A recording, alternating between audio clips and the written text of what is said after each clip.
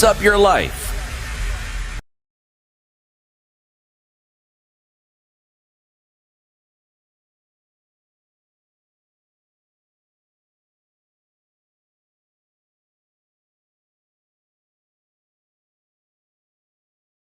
Dennis Aseto.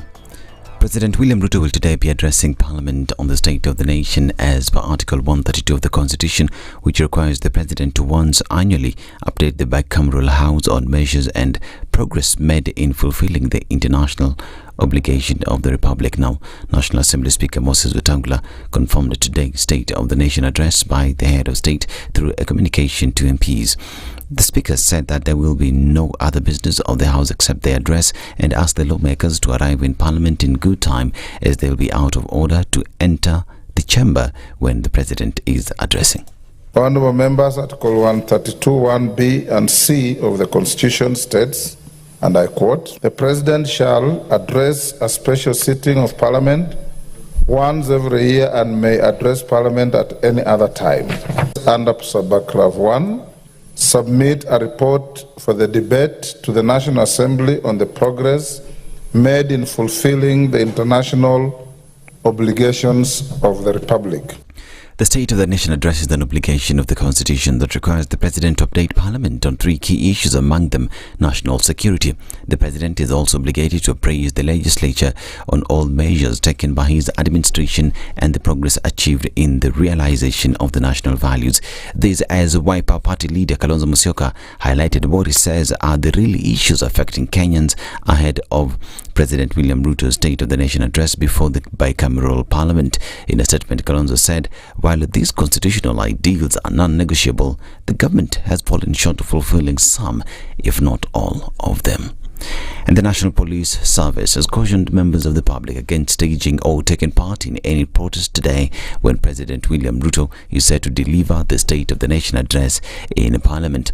In a statement issued Wednesday evening, National Police Service spokesperson Rezila Onyango said the police had not been formally notified by the supposed organizers as required by the Public Order Act. The caution follows reports circulating on social media about possible demonstrations linked to growing political discontent. The county governments will get 387 billion shillings in the current financial year after days of difficult negotiations between the National Assembly and Senate. The negotiations followed a standoff that hampered operations across counties as the two houses differed over the amount that should be allocated to the devolved units. While the Senate demanded 400.1 billion shillings, the National Assembly insisted on 380 billion shillings. Here are the Budget Committee chairmen from both houses, Dindi Nyoro and Ali Roba. We cannot afford to give our counties less money than they received last financial year. And we have agreed unequivocally and unanimously that our counties deserve resources. And for that reason, we have reinstated the figure that they got last financial year of 385 billion. And on top of that, we have made and provisioned additional resources of Kenya shillings 2 billion. The figure we've agreed upon is 387 billion as the mediated position for county governments. And I know our counties might be expecting a lot. Unfortunately, that a lot will be informed by reality. And reality has confined us to making this considered decision, having taken a lot of issues into consideration. Ugandan opposition politician Kizza Besigye has been charged with various offences, including holding meetings aimed at soliciting logistical support and identifying military targets in Uganda with intent to prejudice the security of the Ugandan People's Defence Forces. Besigye is said to have been kidnapped last Saturday while in Nairobi for a book launch by NAK Kenya party leader Martha Karua.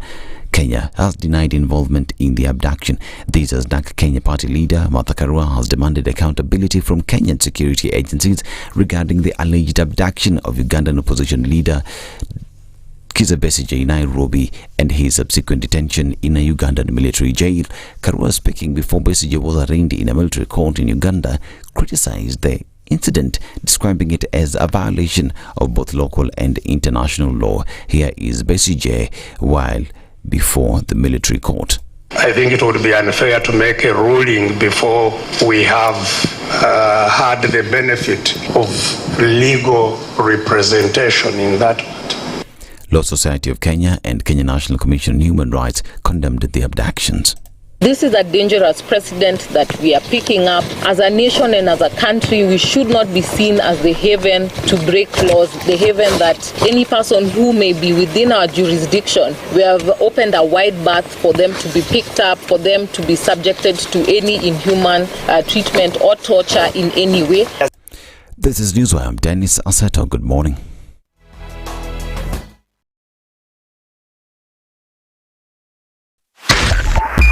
.5 SpiceFM, Kisumu.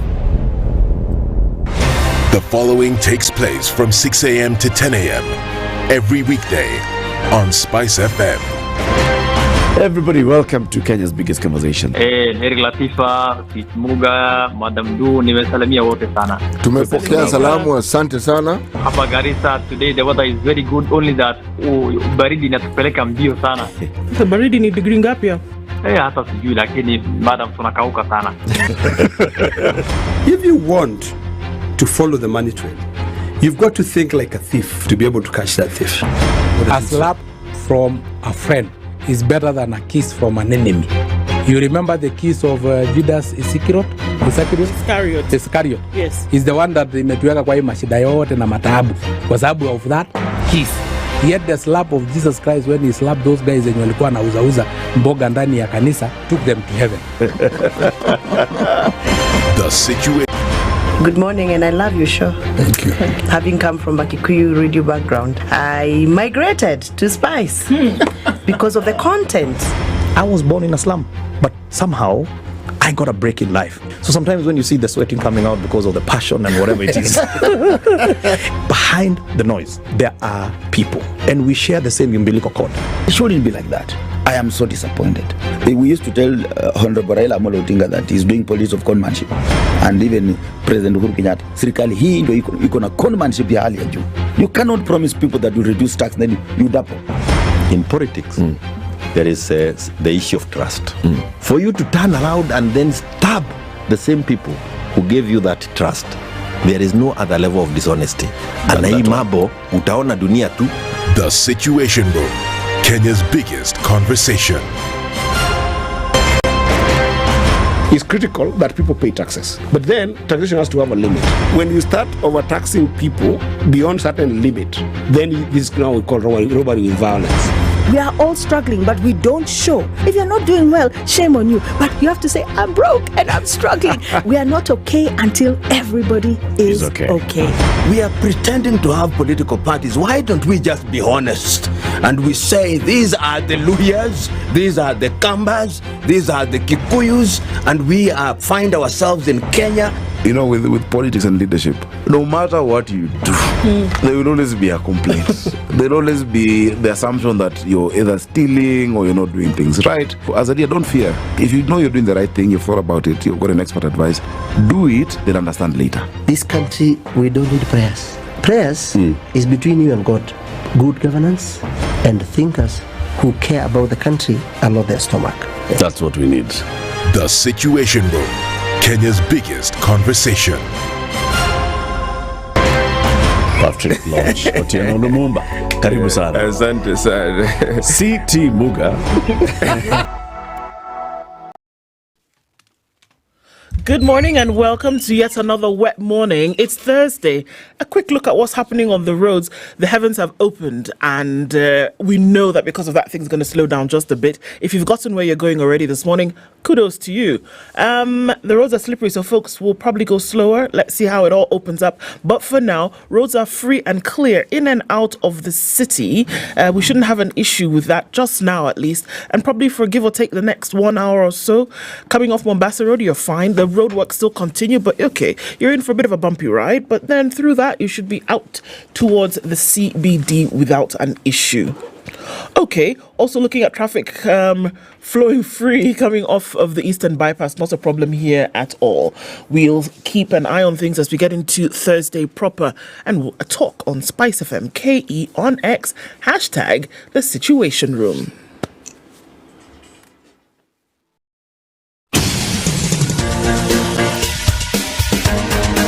This is The Situation Room, the home of hard-hitting political commentary and penetrating insights about the state of the nation. This is a talk radio experience like no other. The Situation Room, a place for hard truths, debates, and elevated conversations. The Situation Room, witty, political, engaging, deep, controversial. In the room, we have C.T. Muga, researcher, academic, seasoned political observer, a fountain of wisdom in these politically uncertain times. Ndu Okoh, Nigerian by birth, Kenyan by choice, communications expert, Pan-Africanist, a truth seeker and believer in people power, and Eric Latiff, agent provocateur, the man in the chair, seasoned journalist, news hound, a man who believes in punching up, not down.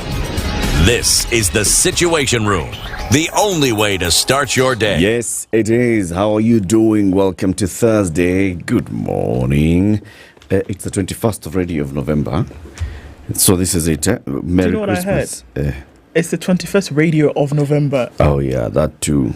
But okay, I think he said already. That's what I heard, but I think he said already. No, he said radio. That too. That works. Okay. That works. So it's already Christmas. Your boat floateth? My boat floateth. Good. Otherwise? Is yangu ni poa. Asikia kabaridi. Sijui. Ile mvua iko huko nje, my friend. Si mchezo. Baridi is expected. Sutala. It's the no joke variety. It's the no joke variety of cold. Man, it's cold. You walk out of the house and man, you realize this thing is cold. But when I walked out of the house this morning, it was not cold. It was not like that. But then maybe because I left really early and the rain started doing the thing. Yeah, that's but it. But then also it rained. No, it just started raining like 13 minutes ago, actually. Well, it has definitely rained. So, welcome to the Situation Room. How are you guys doing this morning? We are. City, how are you? City is not as cold as you. Yeah, I've warmed myself up, as you can see. And you, Eric? Me, I'm fine. You're well? Yeah. It warms my heart to set my eyes on the two of you. Aww. City, do the aww. The that one. Oh, Lord. Okay. That statement is loaded. What, the awe or the one that brought that elicited the awe? No. Yeah, it says a lot. That is speaking through your nose. It says very many things.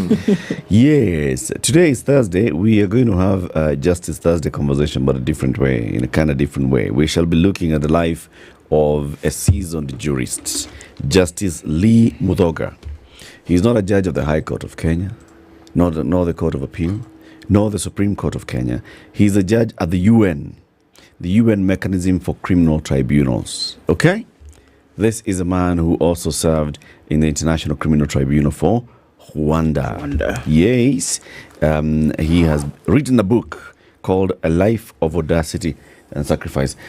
Audacity and Sacrifice, My Life and Career, Justice Lee Mudoga. Okay? Yeah. In this book, it says the reader will be treated to Mudoga's perseverance, audacity, skill, pragmatism, and truthfulness that supersedes personal interests, inspiring readers to overcome adversity and make a lasting impact both in their personal lives and on the global stage. Justice Mudoga joins us at 8 a.m. to discuss his life and times and that audacity and sacrifice. At 7 o'clock, we'll start a conversation with boys mentorship. So we are getting into... Wait a minute. This is... Yeah, it's next week, Friday. Yeah. Schools are closing. Schools have closed. The O-levelers are O-leveling. Yes. And it will now be time for holidays. But beyond that, even when they're in school, do they get mentorship while in school? It's very, very important. Boys mentorship and educational differentiation. That's what we'll be discussing at 7 a.m. with a gentleman called the Leopard King. You know him? Anderson Murunga. He's a clinical psychologist. He's a mental specialist and a coordinator at Merishaw School. Merishaw School is in Kajiado County. It's a boys' school. And we've had a director from Merishaw before who's told us what Merishaw means. It's the Maasai word for that point at initiation where boys are taken through what? Mentorship. So Anderson Murunga joins us at 7 a.m. to talk about mentorship in school and what mentorship then does in terms of creating a difference for young lads who are at that age, a school-going age. At 9 a.m. we shall talk about retirement planning and the group executive advisor at CPF who will be here to talk to us about the Taifa Pension Fund. Geoffrey Odundo is now the Group Executive Advisor at CPF. He'll be joining us at that time, 9 a.m., to talk about retirement planning. How do you plan for retirement? Those are the conversations that are lined up today. They're going to be interesting. Make sure that you keep it locked right here for that. It is 17 minutes after 7. Tell us about the weather forecast, and then we shall look at who's online on our live stream on YouTube and Facebook. As we also acknowledge those who are listening in on digital platforms like Radio Garden, those who are listening on Radio SpiceFM, wherever you are, we appreciate your presence. This is the Situation Room, the only way to start your day. The weather with SpiceFM. A rainy morning in Nairobi, 15 degrees. We'll see highs of 23 and lows of 14. Today, lows of 14 and highs of 23 in a cloudy Nakuru. And at 15, cloudy going to highs of 22 in Nyeri and lows of 14. It's partly cloudy at 13 in Eldoret. We'll see highs of 23. And we're looking into a partly sunny Mombasa at 26 with highs of 31. Malindi is 25 and sunny with highs of 32, and at 20, Kisumu will be mostly cloudy for most parts of the morning with highs of 27. We're seeing highs of 26 and lows of 16 in a partly cloudy Kakamega, and light rain this morning in Kampala with highs of 26 and lows of 19. 31 will be the high in a partly sunny Dar es Salaam at 26. Johannesburg at 17 is mostly sunny through Thursday with highs of 29, while Mogadishu at 25 is sunny. We'll see highs of 31. 9 degrees and mostly clear in Addis Ababa with highs of 23, and Lagos is clear at 26 with highs of 33. Mostly cloudy at 22 in Kinshasa with highs of 32. 14 degrees and sunny in Beijing Thursday afternoon, going to highs of 16 and lows of 1. It's 1 degree and cloudy in Paris. They'll go to a crazy high of 2 degrees and lows of 0. 1 degree in London, highs of 4 and lows of 1, and round things out in New York at 13 degrees Wednesday night. Coming into Thursday, highs of 14 and lows of 9. Protect your children's dreams with diversified investment solutions. Standard Chartered Priority Banking connects you to diversified investment opportunities. These include foreign currency bonds, mutual funds, and Kenya government bonds, which earn you returns in Kenya shillings, US dollars, pounds, and euros. Achieve your goals with Standard Chartered's expertise. Email prioritybanking.ke@sc.com today. Mature, intelligent talk every morning. Spice up yourself.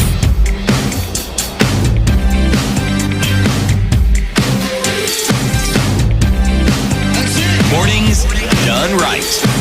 94.4 Spice FM, Nairobi. 19 after 6, coming up to 20 after 6. Who is online? Michael Olande says, Mwaramutse, as we say, good morning in the land of 1,000 hills. He's in Kigali. Jimmy Wekesa is greeting us from a Munich in Germany, where it is -1 degree already. What? And it's just November. What? My goodness. In Southern California, it's already getting dark at 5 o'clock in the evening. Spoke to my cousin yesterday, and it's just crazy already. This year's temperatures will be crazy. Okay. Don Sabwa says, good morning. The removal from a WhatsApp group reshuffle. Where is the government spokesman? Where do you want him to be? CT, are you there? It's not me who's asking because I can see you. It's Don Sabwa who's asking, are you there? Yes, Don, I'm here. And Don, just so that we also know, are you there? Bus. DJ Hunk 254 says, greetings. Good morning, Situation Room. I love you all. Well, we love you too. Greetings from Gashie. Gashie is over there. Yep. Yeah. Adani Ndani says, James Mwangi, Agri Momanyi, today is a day of lies. Why now? Ouch. No, why? Pale Parliament Road, pale. Kitaeleweka. Good morning and enjoy the lies that Ndu will definitely be not in line with the constitution requirements.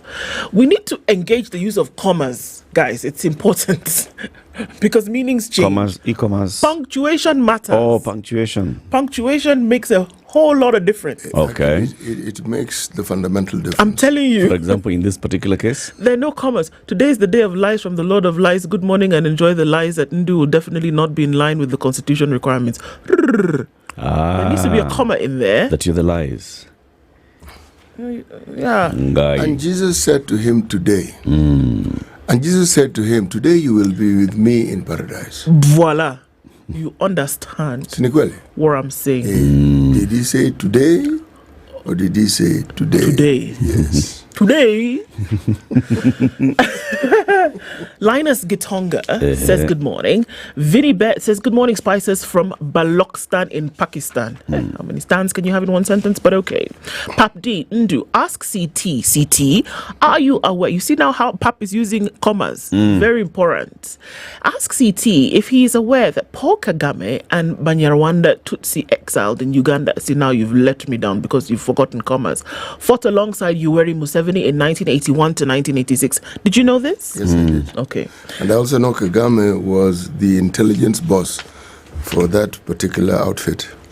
Yes, he was. Alex Gatotso says, good morning, CT, Ndu, and Eric. Today is a special day as it's my birthday. Ndu, sing for me. Bas. All you have to do is ask, my friend. Bas. Say less. Happy birthday, Alex. May the good Lord bless you. May he guide you and keep you. Happy birthday, Alex. Oh. Cecilia Ongwanyi says, good morning. Happy Thursday, SpiceFM. Kudos to the men of the cloth for rejecting earthly temptations and standing for God's people. Eunice Okello says, good morning. Tibbs Muga says, good morning, team. High-level consultative forum on review of Kenya's foreign policy took place. Yeah. White says, good morning. He says the house is burning. No, he just says it's fire everywhere. Good morning. Has IPCA refunded the money they received from Ruto? We are following. We want to know they actually returned it or it's just hot air. Musiel says, good morning, Kenya. Rachel Wajiro says, good morning, Eric Ndu CT. Is abduction becoming a new culture? Well, it would appear so. New or it's something that's been there for a while. Angola says, good morning, Watu. Carol Nyabura says, good morning, everybody. Nawapenda sana. Tunawapenda pia. Tunakupenda pia. Peter Kavoy is good morning us. Good morning to us. Eliana Yabesh says, good morning. Abera Bethwell. Onganyi Malala. Deno Mwanza is saying, good morning. Eric O'War is saying, good morning. Rose Grace says, CT, she's tuning from Tamu. She's telling you that home is fine. Don't worry about a thing. Ask her if it's raining. She has not said about the raining, but she has just said we should tell you that you don't have to worry. I don't have to be worried about a thing. Because every little thing is gonna be alright. Good morning, Situation Room. Getting you loud and clear here in Forney, Texas. Somebody wants to see Lydiah by public demand. They want to see how this Lydiah looks like. Lydiah, Kuja. They want to see how you look like. Today, Lydiah told me her name is Zainabu. Zainabu Lydiah. Dada njoo. Dada, wanataka kukuona vile no, in fact, I don't agree. Because if they should see you, they will not let us rest in peace. Yeah, if they see you, they will be demanding to see you every day. Just look at our X up and social media updates yesterday. The photo that you see there early in the morning. The other person is Lydiah. Yeah. See how she's beautiful with dimples. Yes, in fact, fungo your picture waone. Watu wako. All right. Wanasema habari and we are seeing all of you very, very many guys. Okay. Thanks for always tuning in. Karibuni sana. City. Do like that. I will. I will. Rwanda, according to the world, the nominal GBT per capita. Rwanda. Burundi, sorry. Okay. Sure, no problem. You can borrow Rwanda for the day. We spoke of President Kagame, so Rwanda was on my mind. Tuendele. Right. According to the GDP per capita of? Obviously, the world. Looking at country by country, the world. Rwanda is considered the poorest country in the world. Burundi. I meant Burundi. Let's just agree, CT. This is data for which year? This is a long time ago. This is a long time ago. By which peoples? Around 2018. They have changed since. Things have happened since then. There are other countries that are definitely poorer. Yeah. And then in that same 2018, it was ranked the least happy country by the happiness report. It was ranked 156. The unhappiest country in the world. People who are unhappy and happy. That has changed. Happy-nometer. That has changed. There are people who are, Kenya people are unhappy. I don't know where we are now. Happiness per capita. And Sasa, according to, the things they look at, they say there's widespread poverty. Now, just tell me if you identify these qualities in other countries. Widespread poverty. Corruption, instability. Authoritarianism. This last one doesn't feature, and illiteracy. You too. It doesn't feature in Kenya. Illiteracy. No, widespread, no. There's illiteracy, but it's not widespread. Okay. So we have free primary education. Have you forgotten? Oh, yeah, by the way. Okay, so they're saying those things you've listed are the things that make people sad. The things that you look for, they make you sad and they make you one of the poorest countries on the planet. Okay. Those are the things they look for. Okay. So the thing is, if we can advise our neighbors, get free primary education. And also feed children in primary school. But in case you're having difficulty, also build houses. Okay. Tuambie proverb sasa. Naona umeanza kuingilia. Nimeanza kuteleza. Proverb. Free things decreases a person's intelligence. No, the proverb. I've just said it. Oh, that's the proverb. Yes. 3 things. Free, not 3. What? You're waiting at it. 1, 2, 3, no. Sindio. Free. Yeah. Yes. Free. So I was waiting. My tongue did not slip. Skia. 3 things. 3 things. Free. 3. Not 3. 3 things. 3 things. Free things decreases. Get it. Woo. Okay. Give us the free headlines. So there are 3 headlines. The first one on the front page of the Standard. Kenya, new abductions, theatre for foreigners. Where? Security apparatus under harsh international scrutiny following the abduction of Ugandan leader Kizza Besigye in Nairobi. It follows other disturbing incidents involving Ugandan, Turkish, Ethiopian, Nigerian, South Sudanese, Pakistani and Rwandese nationals, begging the question, is Nairobi still a safe haven? November 16th is the day when Kizza Besigye arrived in Nairobi. He later went to see a friend and was never seen in the city again. It's a question, it's a headline, it's a big deal. State of the nation. What Kenyans expect as President speaks on the country's state of affairs. That's happening today, around about 2 p.m. Yeah. Right. New revelations show Moi varsity rot runs deep. My goodness. How deep does it go?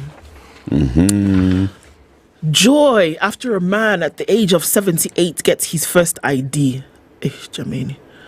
The fire next time, why safety is a ticking bomb. That's on the national pages today. And to really look at how we are actually doing this dalliance with some of these emergencies and what would happen. On the front page of The Nation, Kenya is being called an abductor's playground. That it is in Kenya where these things can happen. The abduction in Nairobi and subsequent transfer to Kampala of Ugandan opposition leader Kizza Besigye adds to a growing list of dissidents hounded in the country, raising fears that Kenya is no longer safe for those fleeing political persecution in their home countries, as well as visiting foreign nationals and opposition figures. When will this stop? It gives a whole graphic here of different people in the last few years and months. Turkish nationals who were disappeared from Nairobi, Ethiopian businessman Samson, Telemichael, remember that story. Maurice Mabur, a vocal critic of South Sudan's government, also disappeared.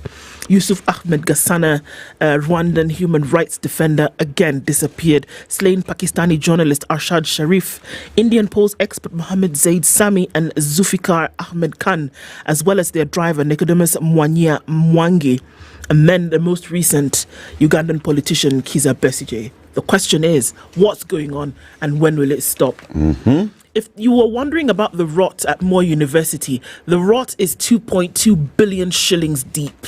That's what we're talking about here. And counting. And this is the money that is alleged that varsity chiefs decided, you know what, let's just put this money in our pockets. Quality education be damned. PS Jobs advert sets the stage for sackings. The Public Service Commission, I believe yesterday, declared all principal secretary positions vacant. No, not all. No, they didn't declare them. They didn't declare. What did they say? They just said they advertised for positions. They advertised for positions. Jobs. Okay. Yeah. But they didn't say which ones were which, right? No. Okay. So it's still. They've advertised for the PS jobs. Mm-hmm. Yeah. Okay, so this doesn't necessarily mean that if you hold a PS position that you were sacked. It just means that it's been advertised for. Okay.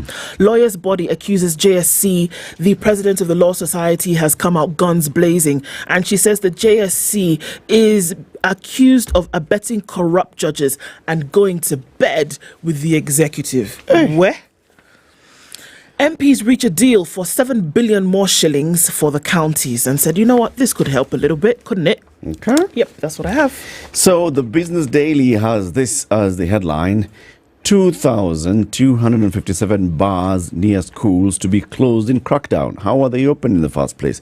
More than 2,200 bars and alcohol shops are marked to foreclosure in a countrywide government crackdown on liquor joints that operate within 300 meters of schools. Internal Security and National Administration PS Raymond Omolo has ordered the national campaign against alcohol and drug abuse and security teams to close the bars with immediate effect. This is an enforcement of the law that outlaws the establishment of bars and alcohol outlets within the radius 300 meters to a learning institution. How did they open in the first place? You don't just open a bar, you get a license. Yes. And someone gave you that license, right? And then the government has actually taken time to first of all go and count. First of all, let's count all of them countrywide. How many are they? 2,200. Okay, now let's take that to a PS. The PS has been advised. Okay, so the PS looks and says, okay, now can we start closing them forthwith? And then that's when the action will be taken. The big headline: housing levy shift/take-home pay to 55%. The enforcement of fresh statutory reductions to support President Ruto's universal health coverage and affordable housing plan has pushed workers' pay slip cuts up to 45%, hurting living standards and demand for goods and services.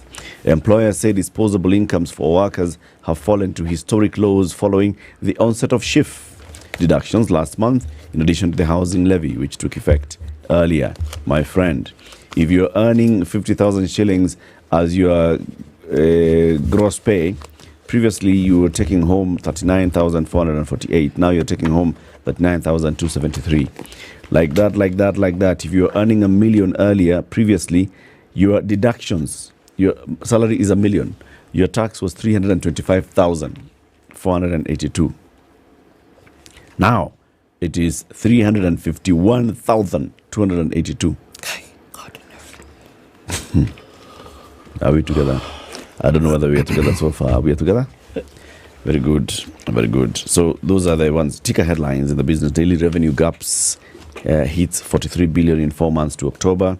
Stanchart profit surges 63% on lending and fees income.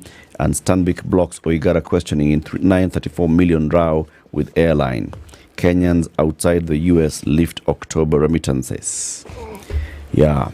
So money is coming from elsewhere. A lot more money is coming from elsewhere. Hiya, City. In the star. Yes, top right hand corner in teal green, State of the Nation. It's time for hope and healing. This is a story on pages 4 and 5. Highlights of Ruto's 2023 State of the Nation address: 30,000 government services digitized, roll out 25,000 free Wi-Fi hotspots, about 50,000 affordable houses underway, deployed 100,000 community health promoters, government to hire 56,000 teachers, NSSF earnings to grow to 6 billion per month. 9 new fish landing sites established. Yeah.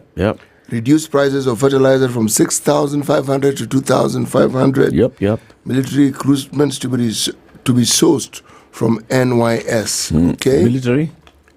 Recruits for military to be sourced from NYS. Yeah, this is not new. Okay. It happened even in the previous government. UN asks. Sorry, let me start. UN asked to probe deaths of Gen Z during protests. These civil society groups have asked independent international bodies to investigate police responses to the Azimio process of 2023 and the June 24 Gen Z revolt that led to deaths and injuries. Effective prevention. Good news, as new HIV cases among babies reduce. Okay? Transmission of HIV to babies in Kenya has been reducing in the last 5 years, which means the country is on course to end such infections. Okay? In fact, in 2018, an established 13,000 new HIV infections occurred among children. That represented 12.3%. Now that is what we're saying has reduced significantly. Mombasa widow gets 40-year term for drug trafficking. After a 5-year battle, Mombasa court yesterday sentenced Fatuma Ahmed to 40 years in prison for trafficking drugs worth 275 million shillings. Wow. The court also fined her 825 million. She was arrested with 91.73 grams of heroin in 2018. Grams. Wow. Wow. Grams. Wow. Right. Wow. I think that's what you call the book being thrown at you. I'm telling you.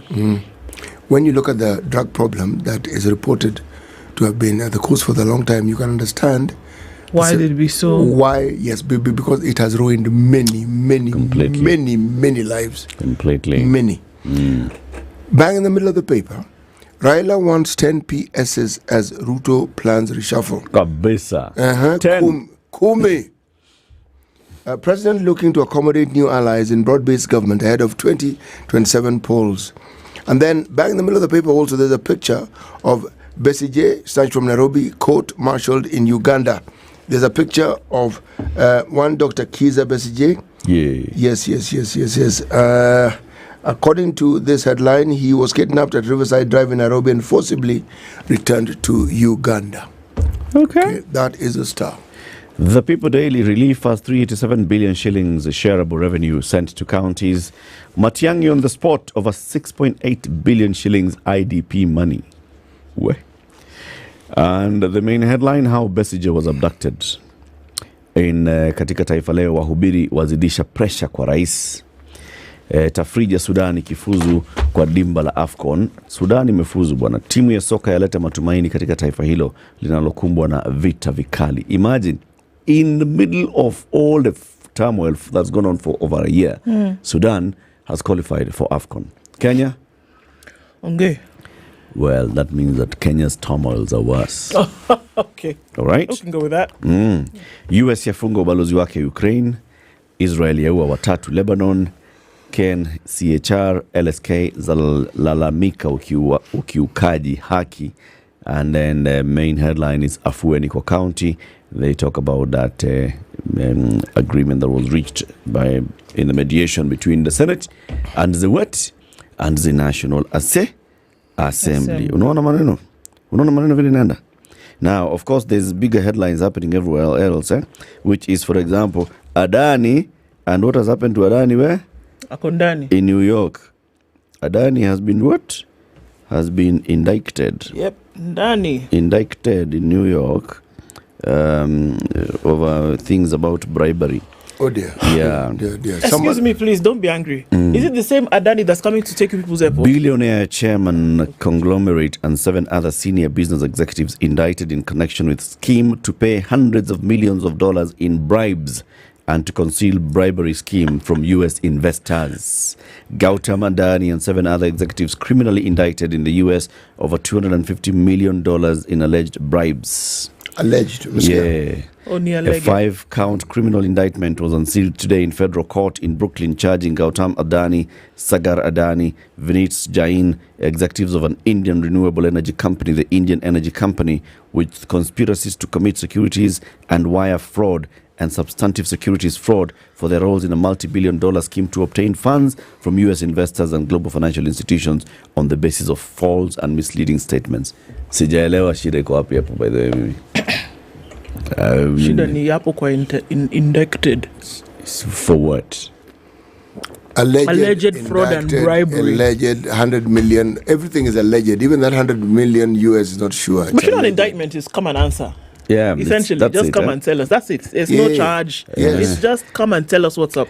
Yeah. I was hoping to hear somebody received money and they were caught receiving. That's not the details of it. The details of the indictment, if you read the whole story, is where now they put down the figure. That's why they have a specific figure.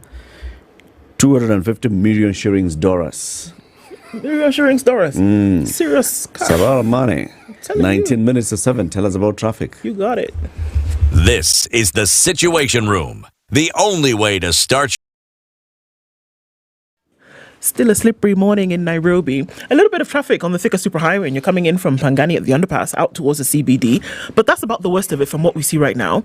A quick look at Kangunda Road will show you the normal traffic in the morning. On the Eastern Bypass, a little bit of traffic as you get towards North Airport Road. But you're coming off Mombasa Road all the way from Lolongo out towards Syokimau. I think you'll be all right. And then down the Greater Mombasa Road through towards the Nyeri Stadium roundabout out onto Uhuru Highway. We're not having a problem this morning. The Northern Bypass will give way towards Kiambu Road, and that's free all the way through towards Muthaiga Square, the western part of the city. I've seen a place called Dedero. There's no traffic here coming in towards Ruaka, Kitisuru, all these places. Very nice, very nice.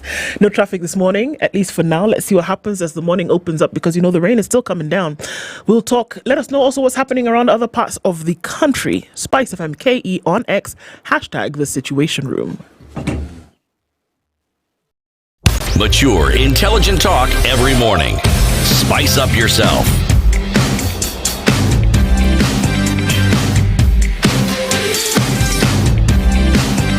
Mornings done right. 94.4 Spice FM, Nairobi. Oh yeah, it is 17 minutes to 7. All right. Someone is saying that you check how Gitaru is looking. You know, they've closed that section. Yeah. Of the southern bypass into western bypass into highway at Gitaru and but yeah, go on. Kenya is now being called an abductor's playground. That if the person that you're looking for example, happens to land in Nairobi, that's the time for you to move because you can come in here and you can get them and continue with your business. Essentially, that's what you're being told. Now, the story is going to focus a little bit on how Besigye was abducted from a Nairobi apartment, and it goes thusly. Ugandan opposition leader Kizza Besigye was seized in Nairobi by agents of Uganda's intelligence services and spirited across the border on Saturday. This was established by The Nation. A security source familiar with the top-secret operation said the spies were monitoring Dr. Besigye, who was in the country to attend a book launch by NARC Kenya leader Martha Karua, according to the organizers of the event. However, intelligence sources reported that President Yoweri Museveni's spies in Nairobi alleged Dr. Besigye had held a series of meetings at a Nairobi hotel, including a fundraiser for undisclosed purposes. And because of that, it wasn't sitting pretty with the Ugandan government. A Ugandan military court where Dr. Besigye and his ally, Haj Obed Lutale, were represented yesterday after their seizure from the Riverside apartments in Nairobi, was told that they were plotting against Uganda's military targets. You understand? That's why they said, no, we cannot allow this thing to happen. Out. The intelligence brief about their alleged meetings was shared with Kampala, and a decision was reportedly reached with Nairobi to spirit him out of the country. According to the sources, the operation was closely guarded, with details only shared with a few top officials of Kenya's National Intelligence Service. It was then that the Ugandan intelligence agents seized Mr. Besigye, who sources said was driven to Kampala by road on Saturday. However, the Kenyan government denied that Dr. Besigye was abducted in Nairobi, despite a court-martial in Kampala, where Dr. Besigye was arraigned on Wednesday, which was yesterday, before being told he had been arrested. Before being told he had been arrested, not Besigye himself. The court. That he'd been arrested in Riverside apartments in Nairobi. The charge sheet says we arrested him in Nairobi. Nairobi says he was not arrested in Nairobi. Come on, where? People. No, did they say he wasn't arrested, or did they say he wasn't here? No, him being here is not a wahala. That one we're not discussing. not that one was It okay. is the arrest we're talking about. Because even the organizers of the said event said, yeah, he was coming here. So it's not that he wasn't here. That he was arrested in Nairobi. Mbano. That one they said no. Now, Dr. Besigye, who is 68, formerly led the Forum for Democratic Change political party, contesting and losing 4 presidential elections against the incumbent Wairimu, who has been in power since 1986. Okay. Now, Rizila Atieno Nyango, you know who she is? She's the police spokesperson. And she said that they were unaware of these allegations. I have spoken to Nairobi Regional Commander Adam Sanbunge, and he said nothing has been reported about an abduction. Does that sound familiar? Now, if the person who was abducted is in Uganda, how is he going to tell the Kenyans that he has been abducted? Does it sound familiar about things that the police have told us about abductions? If abductions in Kenya, people have disappeared, there are pictures of them being taken, and we're still being told that the police doesn't Is know. it you from another country that they will now agree that has been abducted? So this is Adam Sanbunge. Yes, Adam Sanbunge. He's the regional police He's the boss for Nairobi. in Nairobi, Yes, right? yes. Adam Sanbunge says, I am not aware We have not about received any report. any abduction here. Okay? I do not know. I don't know. And he There's has told nothing that has been reported. spokesperson. And he has told the bosses that way. Yes. Adam Sanbunge has also told his boss, the Inspector General of Police, that we do not know about any abductions that have taken place in Nairobi. We Can don't I add know. one more person to Yes. that? Also, Foreign Affairs Principal Secretary Dr. Korir Singh declined to comment on the matter, directing questions regarding Dr. Besigye's disappearance to the Interior Ministry. Yeah. So Mofa said... But that is correct. That's all right. And that's why I'm going back to this Adam Sanbunge man. Okay, yeah. Because he was the boss he's been the boss in Nairobi for a while. For a while, yes, he has. When these people have died in Nairobi, Adam Sanbunge has been the boss. When people have reportedly been kidnapped in Nairobi, Adam Sanbunge has been the boss. When bodies are found in Kware, Adam Sanbunge is the boss. When people appear dead in Nairobi, Adam Sanbunge is the boss. Yes. When Turkish guys are picked up in Nairobi, Turkish citizens who are resident in Nairobi, some of whom run businesses in Nairobi, are abducted. Are picked up and taken wherever. Adam Disappeared. Sanbunge is the boss. When the Pakistani gentleman was shot and killed here in Nairobi, he was the boss. Bunge was the boss. Yes, he was. Right? And now we're saying that Kizza Besigye has been picked up and Adam Sanbunge, the boss of Nairobi, does not know. Does Adam Sanbunge know anything? He's saying he doesn't know. Yeah. Bunge does not know. Yeah. Does he know anything? So now... Because he doesn't know when people are abducted. He doesn't know when someone like Kizza Besigye is in Nairobi and is picked up by foreign authorities and shipped across the border to his country. He doesn't know. What does Adam Sanbunge know? What does he actually know? Does he know that his name is Adamson? Look, and that's why I said there should be a big floppy question mark in your psyche right now, because you have to ask yourself, if he's saying he doesn't know and he's the boss of a security and protection agency, otherwise known as the Nairobi Police Service, should you not start to ask yourself questions about the integrity of protection, about the integrity of security, if truly it is unknown, something as major as this?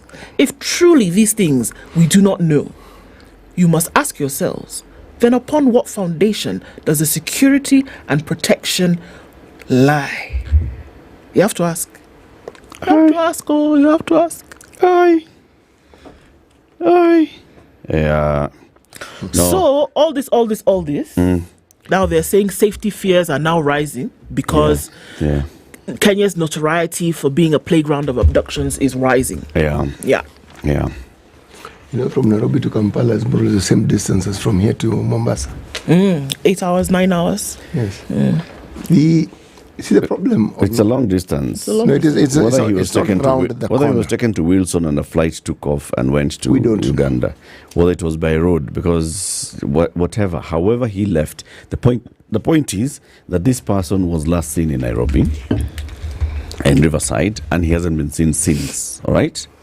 Okay. Then the person appears in Uganda. Okay.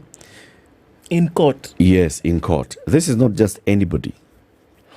This is not anybody. This is Kizza Besigye, the opposition leader in Uganda. Such kind of people, the police would know that this person is here because anything happened.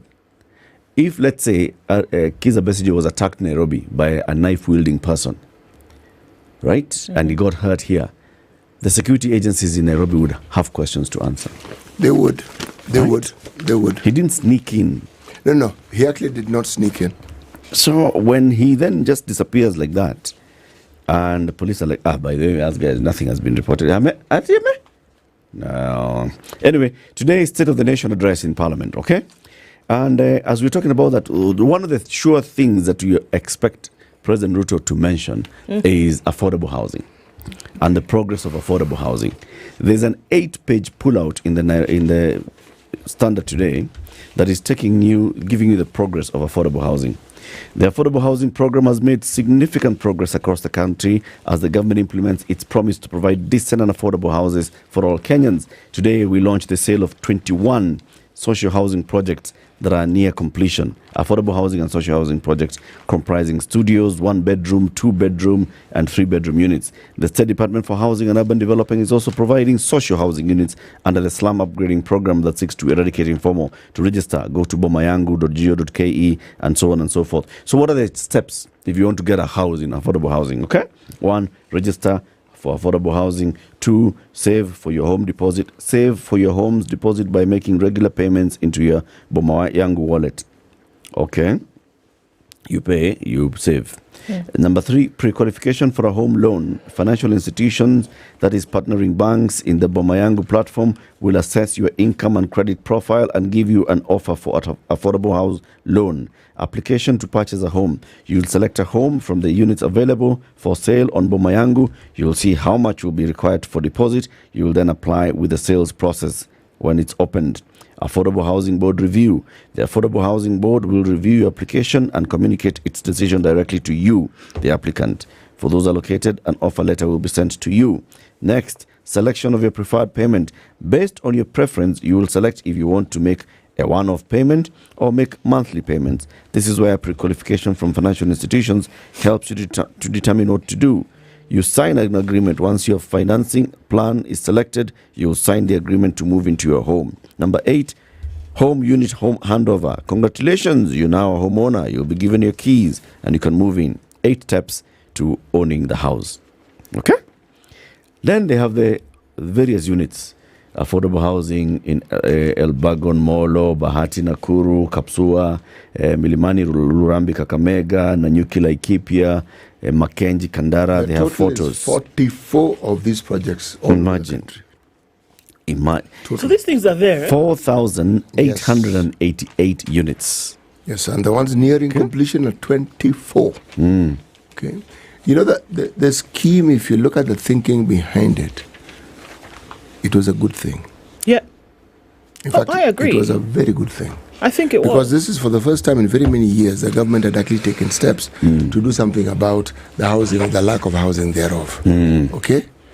The unfortunate thing is that the moment a project of this nature becomes a political project, then let's say that, Yeah, it's unfortunate. Yeah. Other things take over. So the focus is no longer even on the project, but on other matters. It becomes everything else. And they are spread across the country. You have Kapseret, Kandui, Kamukunji, Kikuyu, Kajiado Central, Kilgoris, Funyula, Makueni, Nuotenzio, Kitui Central Township, Limuru, Thika Township, Vita in Buxton, 1,392 housing units. There's 5,360 units in Mavoko adjacent to the Mavoko SNP. You have some 2,000 units in Nakuru, 2,241 in Kiplombe. Kiplombe? Yes, in Soi, Wasingishu County. Ziko mingi. But you know, the thing is that, we want to... The unfortunate thing, just like you're saying, is that the idea of housing by government is actually a good thing. Very good thing. Problem here is that the modus operandi now becomes the issue, and what you want to fiddle around with it, and you want to tinker. Look at government housing. Look at the famous projects in the US, in New York. I think almost every state has a project. What is that? It's basically government housing. It's low-income housing, but at the same time, it's affordable housing that people can then partake of, and then it gets tacked off your pay or whatever. Yeah. But the idea of low-income housing is a global it's a global good idea. But the problem is that we want to tinker and fiddle with the elements of it. You want to politicize it. You want to, raid it with corruption. And that's where the problem comes in. And folks are asking, hold on a minute, why do I have to be taxed for it? And then I still buy a house. And then I still pay for it every month. You see? That's when now you play around with the very DNA of the whole idea, which initially would be a very good one. But then you tinker around with it and then you get a two-headed monster. Or three. The problem is this is now where wonderful things are lost. When there's all this noise around whatever it is that the government is doing or not doing, or whatever it is they say they're doing, and then we have protests, then we have alleged abductions and the real abductions, then we have deaths, real and alleged. Suddenly, all these things are lumped into one, and the common denominator is the government. That's it. They cloud everything else. They cloud it up.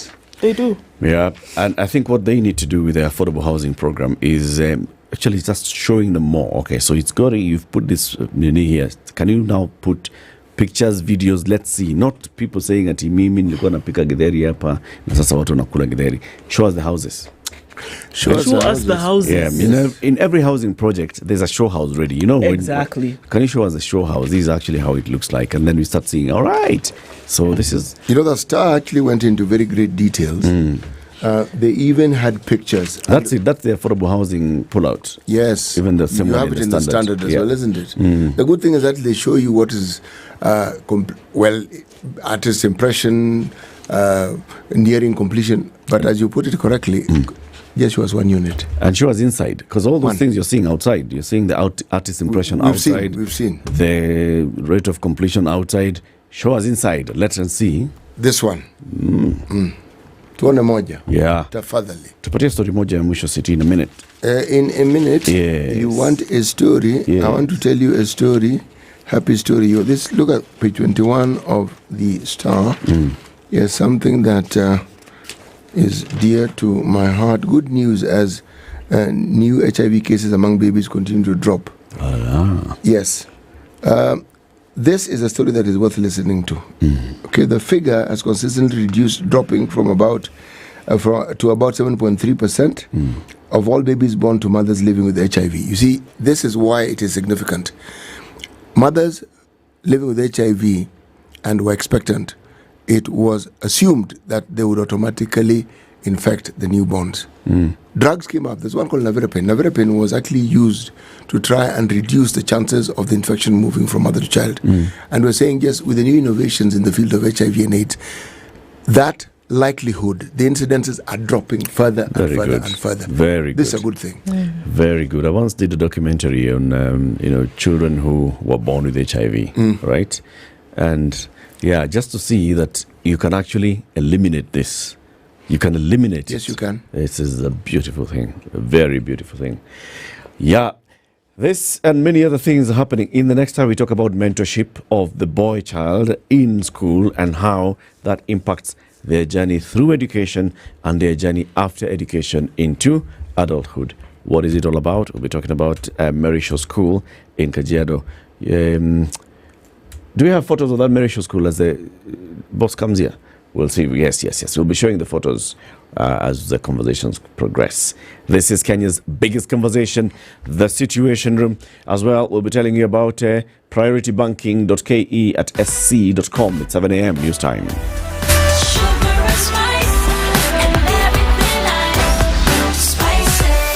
Spice up your life.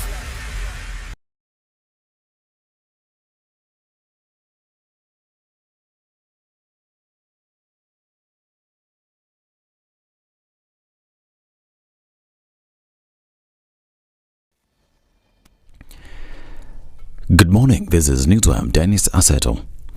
President William Ruto has committed 100 million shillings towards a campaign to tackle femicide. Speaking at State House, after meeting women leaders, Ruto said the Safe Home, Safe Space campaign will entail 16 days of activism against gender-based violence beginning Monday next week. Ruto further directed investigative agencies to deal decisively with the rising cases of killings of women and girls in the country. The president announced plans to set up gender desks across all the police stations and hospitals as part of efforts to tackle gender-based violence. He also called for collaborative efforts to address violence against women. This challenge requires the combined efforts of government, religious leaders, parents, teachers, civil society, and all citizens of goodwill. Protecting our daughters, sisters, and mothers begin at home, in our communities, and through all other institutions. Let me reiterate that the government, in its women's agenda, is explicitly committed to ending all forms of violence. As leaders, we are united in the resolve to ensure that justice is swift and efficient. There's 97 women unknown to have been murdered in the last 3 months in an apparent worsening state of human rights in the country. The Kenya National Commission on Human Rights says it recorded a total of 1,376 arbitrary arrests and 610 cases of injuries between June and November this year. The Commission further says 26 people remain missing after 74 cases of enforced disappearances were reported during the same period. It also concerned about the government's handling of the bodies of victims of Shakahola forest massacre. Now, county governments will get 387 billion shillings in the current financial year after days of difficult negotiations between the National Assembly and the Senate. The negotiations followed a standoff that hampered operations across counties as the two houses differed over the amount that should be allocated to the devolved units. While the Senate demanded 400.1 billion shillings, the National Assembly insisted on 380 billion shillings. Here are Budget Committee chairman from both houses, Ndindi Nyoro and Ali Roba. We cannot afford to give our counties less money than they received last financial year. And we have agreed unequivocally and unanimously that our counties deserve resources. And for that reason, we have reinstated the figure that they got the last financial year of 385 billion. And on top of that, we have made and provisioned additional resources of Kenya shillings 2 billion. The figure we've agreed upon is 387 billion as the mediated position for county governments. And I know our counties might be expecting a lot. Unfortunately, that a lot will be informed by reality. And reality has confined us to making this considered decision, having taken a lot of issues into consideration. Moi University VC Professor Isaac Sigei was the subject of more than 10 hours grilling and statement recording at the EACC offices in Eldoret. Now, the VC said he had a cordial engagement with the EACC and clarified issues for which he had been summoned. I've had a cordial interaction with EACC. This is not the first time that we are collaborating with EACC. In 2022, we had a collaboration to look at our systems and processes, a report that we are implementing at the moment. On this matter, EACC invited me to come and shed light on the projects that are ongoing at the university. So we've had a very nice interaction. We have clarified issues, and we say thank you to them for that opportunity to clarify whatever issues that were there. The EACC says it has so far recorded 59 statements at Moi University over allegations of financial mismanagement of more than 2.2 billion shillings. EACC says it commenced investigations in June 2024 upon receipt of a report that senior officials at Moi University had, in collusion with private consultants, hatched a scheme for illicit enrichment through irregular multi-million tender awards for major development projects. Now, a Nyamira teacher has been fined 300,000 shillings for caning a student 107 times. Jackson Marucha will serve a 3-year jail term should he fail to pay the fine. The court dropped the charge of attempted murder that had been preferred against Marucha by the prosecution. Keroka High Court Magistrate Eunice Nyutu, in acquitting the 29-year-old teacher, cited insufficient evidence to support the attempted murder charge. The student's family, however, says it's not satisfied with the court's ruling and has vowed to appeal the sentence. This is Newswire. I'm Dennis Aseto. Good morning.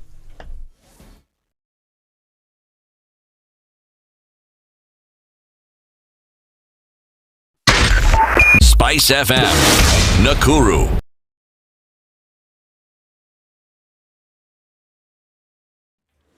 All right, where are we at? A few minutes after 7 o'clock. It seems like that early morning rain is starting to dry up, but we'll watch and see. On the thicker superhighway, traffic is coming from Survey through towards the underpass, and that's probably the worst of it for now. On the eastern bypass, it's also starting to build up, and we're seeing that traffic go then towards the Cabanas interchange and then out towards ICD at some part, but then it was all going to come back to Mombasa Road. And we see some traffic building along Cabanas as you head off of Mombasa Road as well. Gong Road looks good. There's some traffic on Magadi Road heading out towards Langata Road. But apart from that, not really cooking, not yet at least. So you still have time to get where you're going this morning. We're going to keep an eye on all of this and we're going to talk, aren't we? Yes, we are. SpiceFM KE on X, hashtag The Situation Room.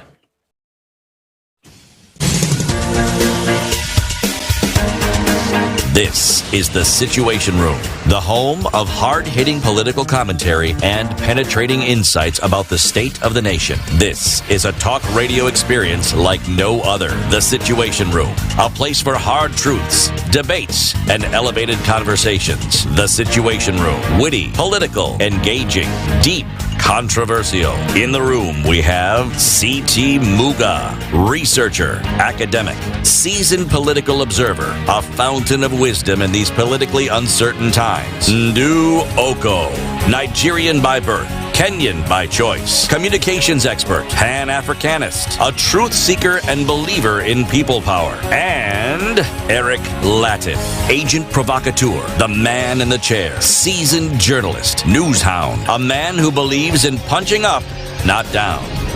This is The Situation Room, the only way to start your day. 7 minutes after 7, how are you doing? Welcome to the second hour of Kenya's biggest conversation. This 21st day of November 2024.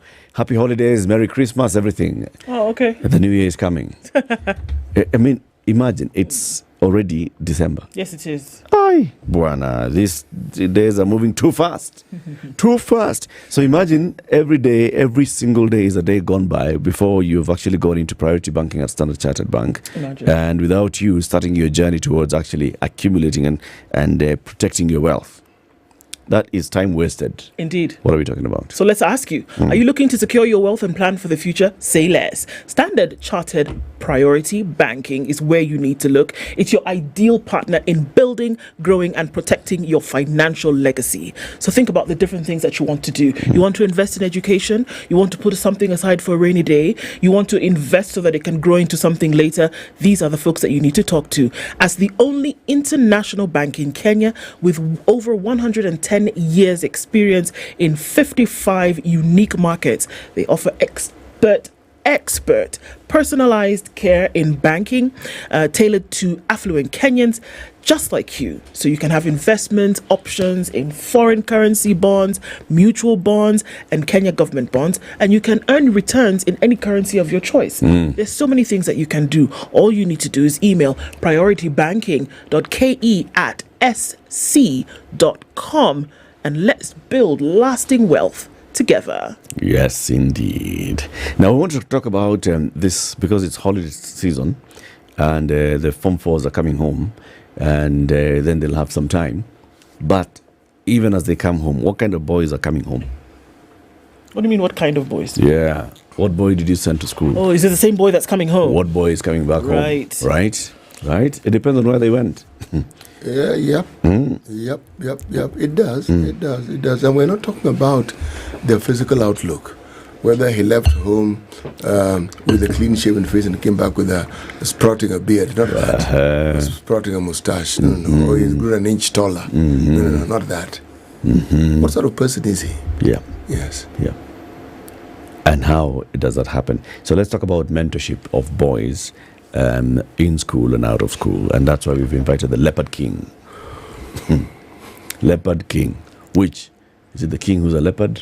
Oh, the leopard who's the king. It was the leopard who's a king. Yeah. Anderson Ambindi Murunga is a clinical psychologist. He's a mentor specialist and a coordinator at Merisho School. Anderson, good morning. Good morning, sir. It's nice to see Eric Latiff in the flesh. The pleasure is all mine. Good to see and you. Before you take me too far, I'm a big fan. I'm a big fan, and whosoever does your digital stuff at SpiceFM, the home of, everything juicy and spicy and nice and clever and sugar, they do a great job. you're always in my face from all angles. Very good. Avin, kudos to you and the team. Thank you, Avin, sir. Asha, and the others. Asante sana, and thank you for joining us today. Pleasure is all mine. Yes. Someone is saying that you're King Mswati. Aye, now that's a whole different story altogether. To answer your question, it's the leopard, but the king among them. Mfalme wa chui. It's the king of leopards. So chui mfalme? Mfalme wa chui. Okay, very good. It's the king of leopards.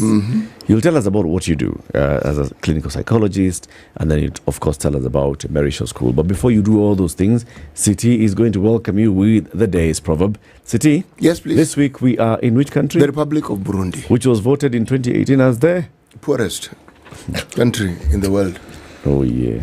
By normal GPT per capita, meaning they were doing badly. The indicators that are looked at are widespread poverty, corruption, instability, authoritarianism, and illiteracy. So if these things rank high, then you will head in one particular direction. And then in that same 2018, they were ranked the least happy country in the world by the Happiness Report, and they were ranked 156. Okay, so that's not good. They have since improved. That's a long time ago. Yes, they have since improved. That is 6 years ago. They have since improved. Even in Kenya, things changed. We had maandamano, we had handshake, we had, handshake. And we're still happy. And we had an election, we had a new government, we have removed the deputy president. And we're still happy. Well, I think we should just find out how are they right now. First of all, the question you have to ask is these people who rank these things. First of all, let's just be African about where do they come from. Are they one of us? And what matrices were they using? Because maybe our yardsticks could be different. Yes. Do they think? How do they measure happiness? Do they know what it is that constitutes an African's happiness? An African. That's it's actually not just a very good question. It's a valid question. Quite valid. Yeah, it's contextual. Absolutely contextual. If you were to look at the faces of many people come from the western part, the northern hemisphere, and how they don't smile, you might think they're not happy, and yet they're happy. Us, on the other hand, you can see us smiling, and we're very unhappy. I'm telling you. That's true.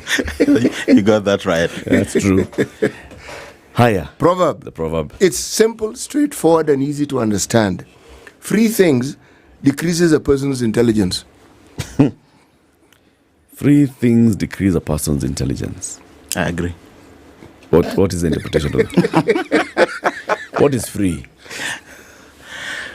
You see, free really means that it's without the concept of your effort and without the concept of your critical thinking to get to that thing that you want. So I may agree that free things might as well hamper your intelligence. So what do you think the Burundians are saying? Don't accept free things? Or when you see somebody receiving free things, they're stupid? There's an old story, and it's a true story of a man who used to pass down a certain road, and there was a so-called poor family there.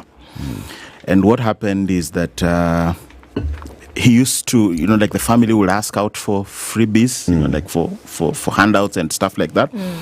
And this guy decided to push their one cow over the cliff, the only piece of wealth that they had.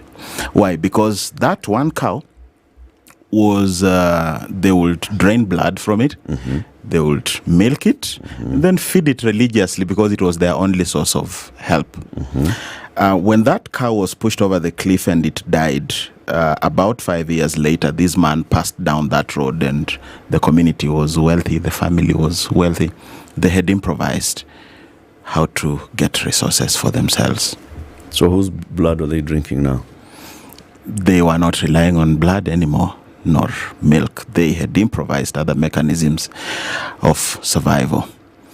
And the day we will stop looking out for freebies from anywhere whatsoever, that is when Africa will emancipate itself and become the beacon of hope for the world. I'm clapping. I can see it. Well, yep. Well said, Murunga. Very well said.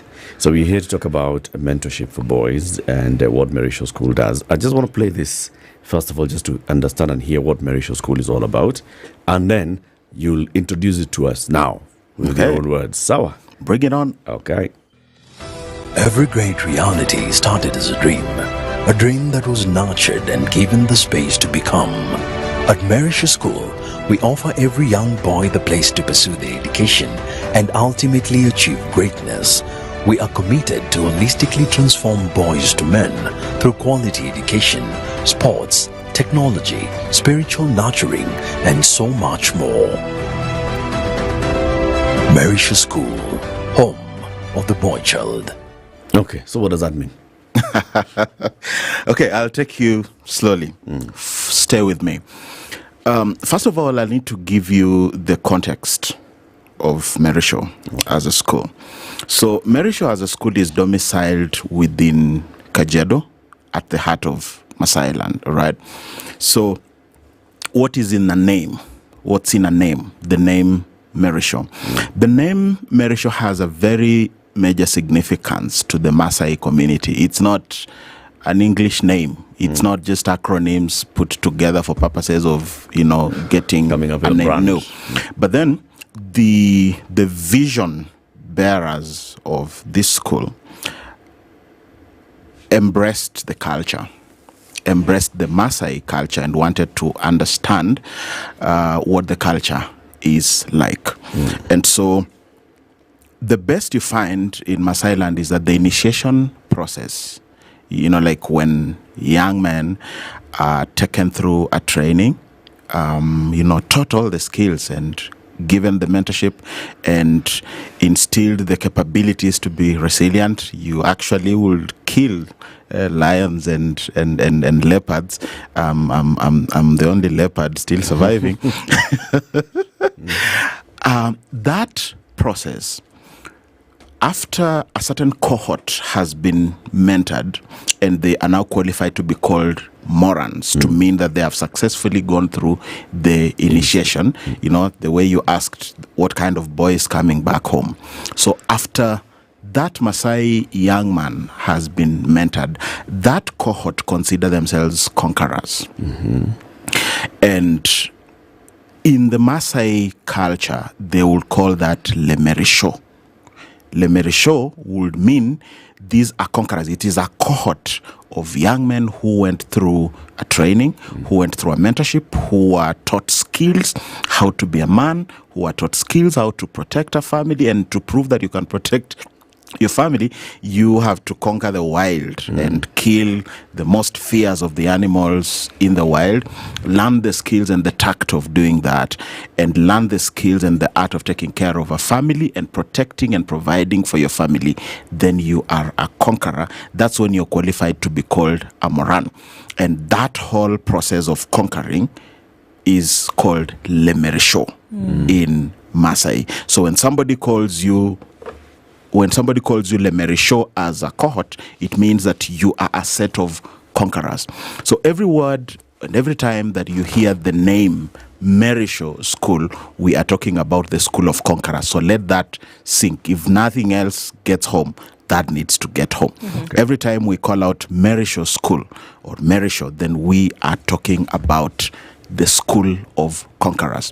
The process of going through Merisho School is everything I have just defined. It is the process of mentorship, it is the process of drilling, the process of training, teaching of skill, of tact, giving that particular support so that you then become a conqueror. When I translate that and now customize it to Merisho School, one simple mission, one simple assignment, which is to develop global leaders who are purpose-driven and empowered for success. So that's where the conversation begins. And that's what really Merisho is all about. The platform and the mechanics of doing this is basically the boy that comes home needs to be supported, needs to be mentored, to be taught, to be trained in an environment. And in our case, we are a world-class school. We are a world-class school whose objective and whose intention is to train and mentor our young men to become critical thinkers, to become innovators, to become leaders, to have compassion. And that compassion translates to success, which is born out of integrity. We have a lot of fake success around us, but we want our success to be molded and to be anchored in the principles of compassion, integrity. We want our boys to be purpose-driven. We want them to be critical thinkers. We want them to solve problems. And that is Merisho in a nutshell. I don't know whether you want the icing on the cake. It will come. Okay. Yeah. So obviously, boys grow up to men, and it's interesting because in that little piece that we saw, the voiceover said very clearly that we're invested in turning boys into men. So by the time a man is a man, there's certain things that have been formed. It doesn't matter what you do, you're not going to be able to change them. The time to be able to form and mold that is when he's a boy. Yes. So what's missing at the man stage then that clearly needs so much attention at the boy stage that is being invested in now? I'll give a personal perspective, first of all. Then I'll fuse that into how Merisho is doing that. The kind of process that I've just described in Maasai land is not just a preserve of Maasai land. But Africa as a whole has had the art and the craft of doing that. However, along the way, we got to think that what we got is less. Along the way, we got to believe that, what other cultures are doing for themselves seems to be the yardstick and the gold. And then we dropped our own guard. Right. And we have been in the process of chasing shadows, chasing the successes of other people. And I'm not trying to say that those successes are in any way irrelevant. All I'm saying is that that success begins home. It begins from where we are. It begins with the internal identity. It begins with the boy being assisted to have an identity of their own, an identity that is embedded within the family, an identity that is embedded within their community. And then once that identity is settled, it gives you the impetus and the capability to be able to integrate into the world class of an identity. And truly speaking, now let me fuse that with the Merisho philosophy, that Merisho philosophy being a world class education center also is raising global leaders. So global leadership does not mean that you abandon who you are so that you pursue a global pursuit. It means that you embrace, celebrate who you are, and use that as the momentum, as the catalyst that will take you forth to be able to conquer the world. And I'll throw in a name right there. Muhammad Ali is my greatest hero. He was both a political force to reckon with. He was a sportsman. At some point, he was the most famous man in the world. And to date, he still remains the GOAT of his space. What did he do? He embraced who he was. He celebrated who he was as a black man, all right? And became world-class and conquered the world just being who he is. That's what we train our boys. That's what we give our boys, and that's what we mentor our boys to be. And I think that is what has been missing, if I try to answer your question, that there is a disconnect between embracing who we are right from our own families and celebrating our own family setup, our own community setup, even within our Kenyan context, and then the aspiration to use that. It's not losing who you are so that you go and pursue what is outside to become a global champion, but it is using who you are and making our boys know, understand, and believe that what they have is actually sufficient for them to become world-class leaders and global leaders of purpose and global leaders who can actually do well for our community if they are empowered to succeed. I like that push to look beyond your boundaries. But let's look within our boundaries. Okay.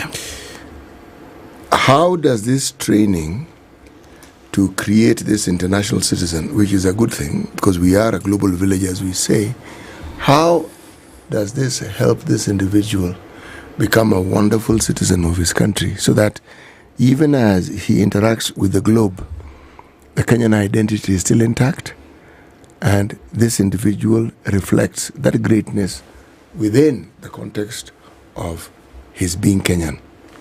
Okay, so I'll give you two paintings.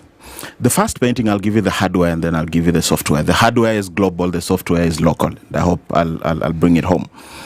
So as a school, our architecture is a world-class architecture. If you walk in, you see there's an old saying that Nyeri used to tell Tanzanians that you really don't need to go to the UK, just go to Kenya and you'll experience.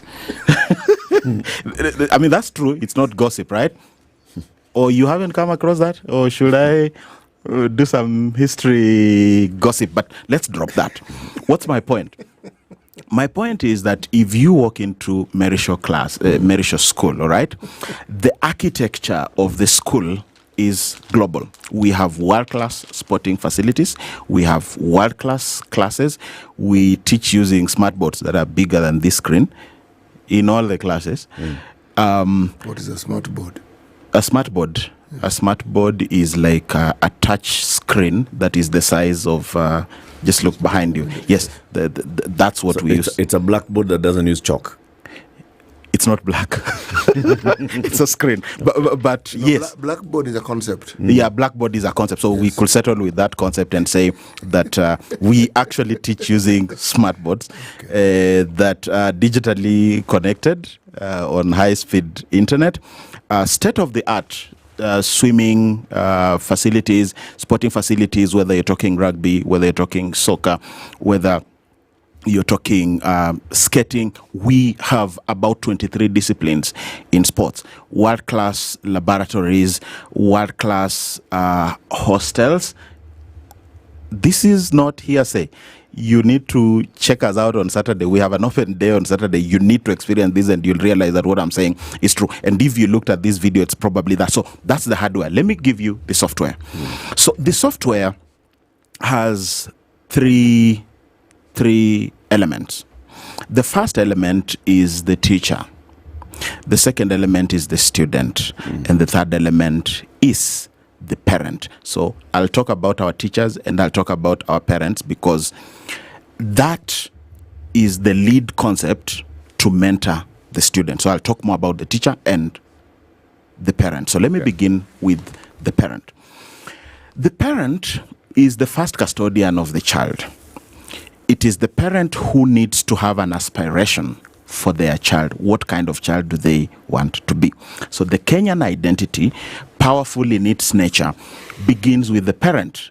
What kind of son do you want to have and to leave behind many years to come?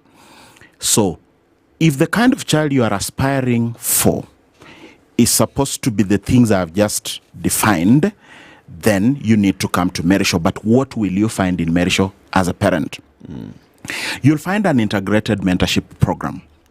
That integrated mentorship program works the teachers and the parents in a very broad-based, structured manner. A lot of schools have mentorship that is just domiciled in the school, just by the teachers. And the involvement of parents, you are invited in on an academic day. You, once in a while, you may be invited for a sports day or, prayer day for candidates and stuff like that. That's not what we do. Our school is a home away from home. Why? We believe in family, and we believe in that connection and integration of the child and the parent. So I'm still talking about the parent. So this message is to the parents, that the kind of schooling environment we offer is a home away from home, in such a way that when the student is in school, they should not feel like they were taken to a concentration camp. They should not feel like school was a punishment, or what we train for our parents. A lot of parents today, Muga, I don't know whether you fall in that category or have people around you. Which category? I'm about to describe it. Of parents who start to say, oh no, these kids are here for a whole 2 months. You have you come across that kind of vibe? Yeah. You know, like 2 months is too long. Like, when are schools opening? What are we doing with them? Exactly. What are we doing with them? What can we, it means that parents have a template and a mindset and a worldview which is born out of how they were raised themselves. That their parents looked at the kids going away to school as a break, as a breather. You're saying it's not a break? I will answer that, but let me say what Mary Shaw views. Mary Shaw thinks that the engagement of the children and the parents needs to be a continuous engagement and a continuous process, whether the students are in school or are at home. And we do it this way. Number one, every once in a week, every once in a month, we have a mentorship, a parental mentorship group. I'm the leader of that particular group. We have a parental mentorship group that prepares on specific topics anchored in this book. Muga is looking at it like... what happens? What happens every month? No. This book has, you can look at the table of contents. I will be happy because I'll need you to talk about what you've seen. Just look at the table of content. Yeah? So the table of content talks about the things we discuss and the things that we help our students to grasp. So these are parents who try to bridge the gap I've just explained. These parents who say, oh no, 2 months, a whole 2 months. Now, it means that there is either a communication gap between the parents and the students or just the connection. I've been to camps of boys and fathers. I've taken my sons at different times to such camps, and we are given space to be with our sons after like a whole week of training. And within 15 minutes, the fathers and the sons are done talking. And the boys go to their camp and the fathers go to their camp.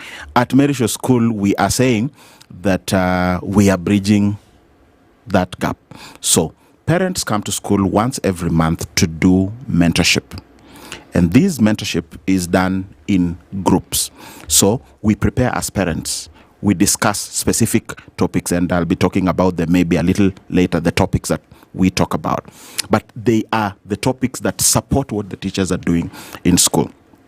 Secondly, these students get assigned to a mentor at class level and at group level, which means that when we go to do mentorship, Muga will go to one class and Eric will go to another class, and the N to the D to the U will go to another. And I mean, that's how I usually mention it. I hope it's not offensive. You're fine. Okay, Thank you. Yeah. So we go into different classes. We go into different and discuss. So first of all, we shared our egos. We have the parent ego, like the authority version, and then there is the adult ego, which is, can we just talk like colleagues, like friends? And then there's the child ego. So we shared that ego a little bit so that we can just discuss with them, do open discussion, and get these kids to express themselves. Get the boys and the Morans to express themselves. Do you know what that does? A lot of the time, boys are used to just being told, being given instructions. So they lose their autonomy, they lose their individuality, and they lose the capability to be critical thinkers. They lose the capability to have an opinion over issues and to have a world view of their own over issues, and that's what we support. And guess what? We are using parents to do that. Teachers do the same every week as we do it once in a month. Teachers do that once every week, every Thursday morning, they do that. And that whole concept of mentorship is what we use to help the students to build an identity, to build emotional intelligence, to build healthy relationships, to know how to resolve conflicts, and to know how to heal their emotions, and to know how to heal whatever mental blocks and emotional blocks that they could be experiencing. And all that is in some of the topics that are, that topics we discuss every so often. Yeah. It's time for us to take a break, Anderson. Anderson Mbindi Murunga is the Leopard King. He is a clinical psychologist, a mentor specialist, and coordinator at Mauritius School. People are saying, is this the guy who used to sing? Oh, yeah. It's the guy who used to sing Ugali Sosa. Very good. So it's the Ugali Sosa guy. It's the Ugali Sosa guy. Very good. Parent as well at Mauritius. Okay. We're talking about what we need to think about, in mentoring boys and bringing up boys and turning boys into men. 25 minutes to 8. Ndu? Yes. We have been talking about priority banking by Standard Chartered Bank. Yes, we have. And yesterday we had 2 bosses from Standard Chartered Bank, and they told us they defined wealth for us. Now let's continue. Yeah, they did define wealth for us. And just taking off one thing that was said yesterday that was resonating is that it really doesn't matter where you are, what you've done, or where you've been stuck. That there's certain things that you can do at every point to then be able to at least assess your situation and start to put the little building blocks towards that. And Standard Chartered is the partner to be able to help you through that. So the questions arise in terms of what you can or cannot do. Standard Chartered's priority banking, your financial goals are unique. Each and every financial goal that you have is unique, as well as you being unique. So Standard Chartered is ready to walk with you in that unique journey to make sure that everything that you would be interested in doing as concerns your money now and in the future is taken care of. Where you want to invest it, what you want to do for education, what you want to put away for your children for the future, you can actually do that. prioritybanking.ke@sc.com. This is the Situation Room, the only way to start your day. Education is the passport to the future. At Mauritius School, we offer a launchpad for every young boy to achieve greatness. We expertly implement the CBC curriculum to nurture and transform boys to men who impact leading industries and societies positively. Our junior secondary school offers holistic learning and a conducive environment for quality education. Here, every young boy's dream becomes a reality. Mauritius School, home of the boy child.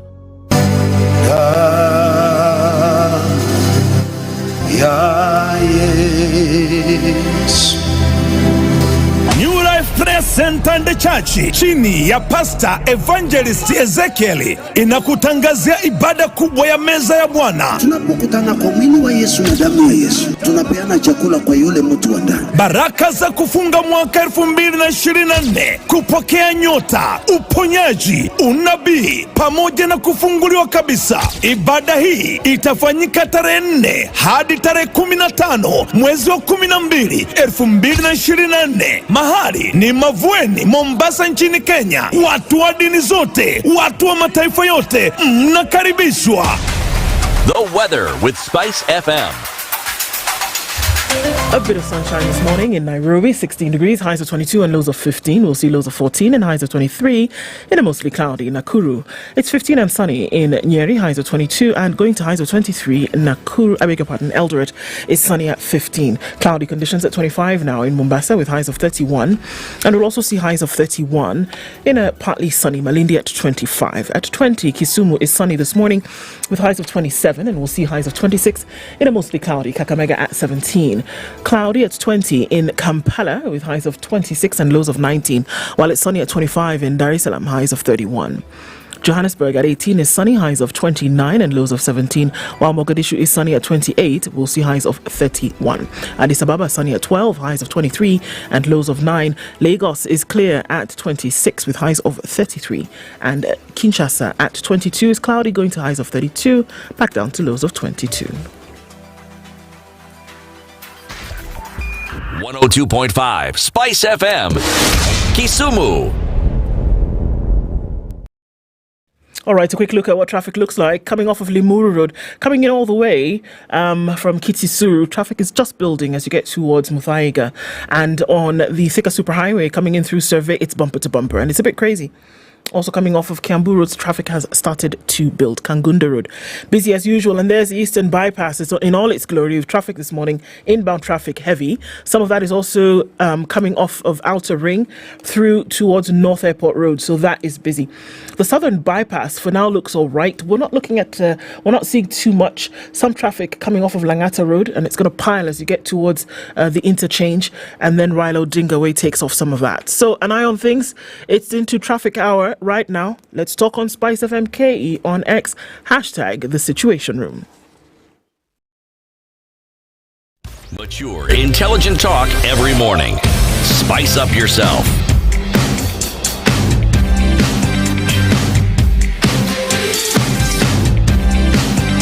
Mornings done right. 94.4 Spice FM, Nairobi. Mentorship of boys. Anderson Murunga, a parent and a mentor at Mary Shaw School, is our guest, and what we need to know to understand. So, as you talk about all these things that you know Mary Shaw stands for, Mary Shaw does, and all, and I'm wondering, what curriculum are you people using? What time do you have to do the things that you're saying that you do?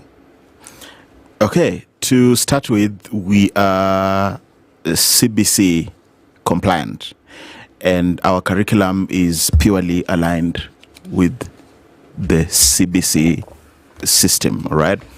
And just to give a little clarity, most of the CBC since its inception, and it was pioneered by the late Professor Magoha.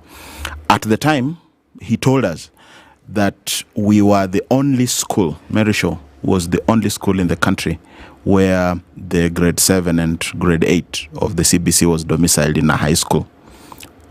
All the other JSS at the time were domiciled in a primary school. What does that make us? The trailblazers of CBC. What does that mean? We were the first. We were the pioneers. We were the first high school. At what grade does one enroll?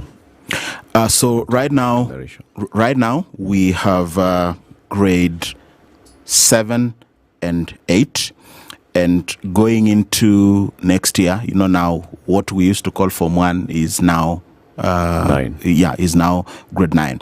So we have admissions for grade 7, grade 8, and grade 9, and that makes the junior secondary school, the JSS. And what is special about that, and special about Mary Shaw, that's the kind of mentorship that we do, is that for those parents who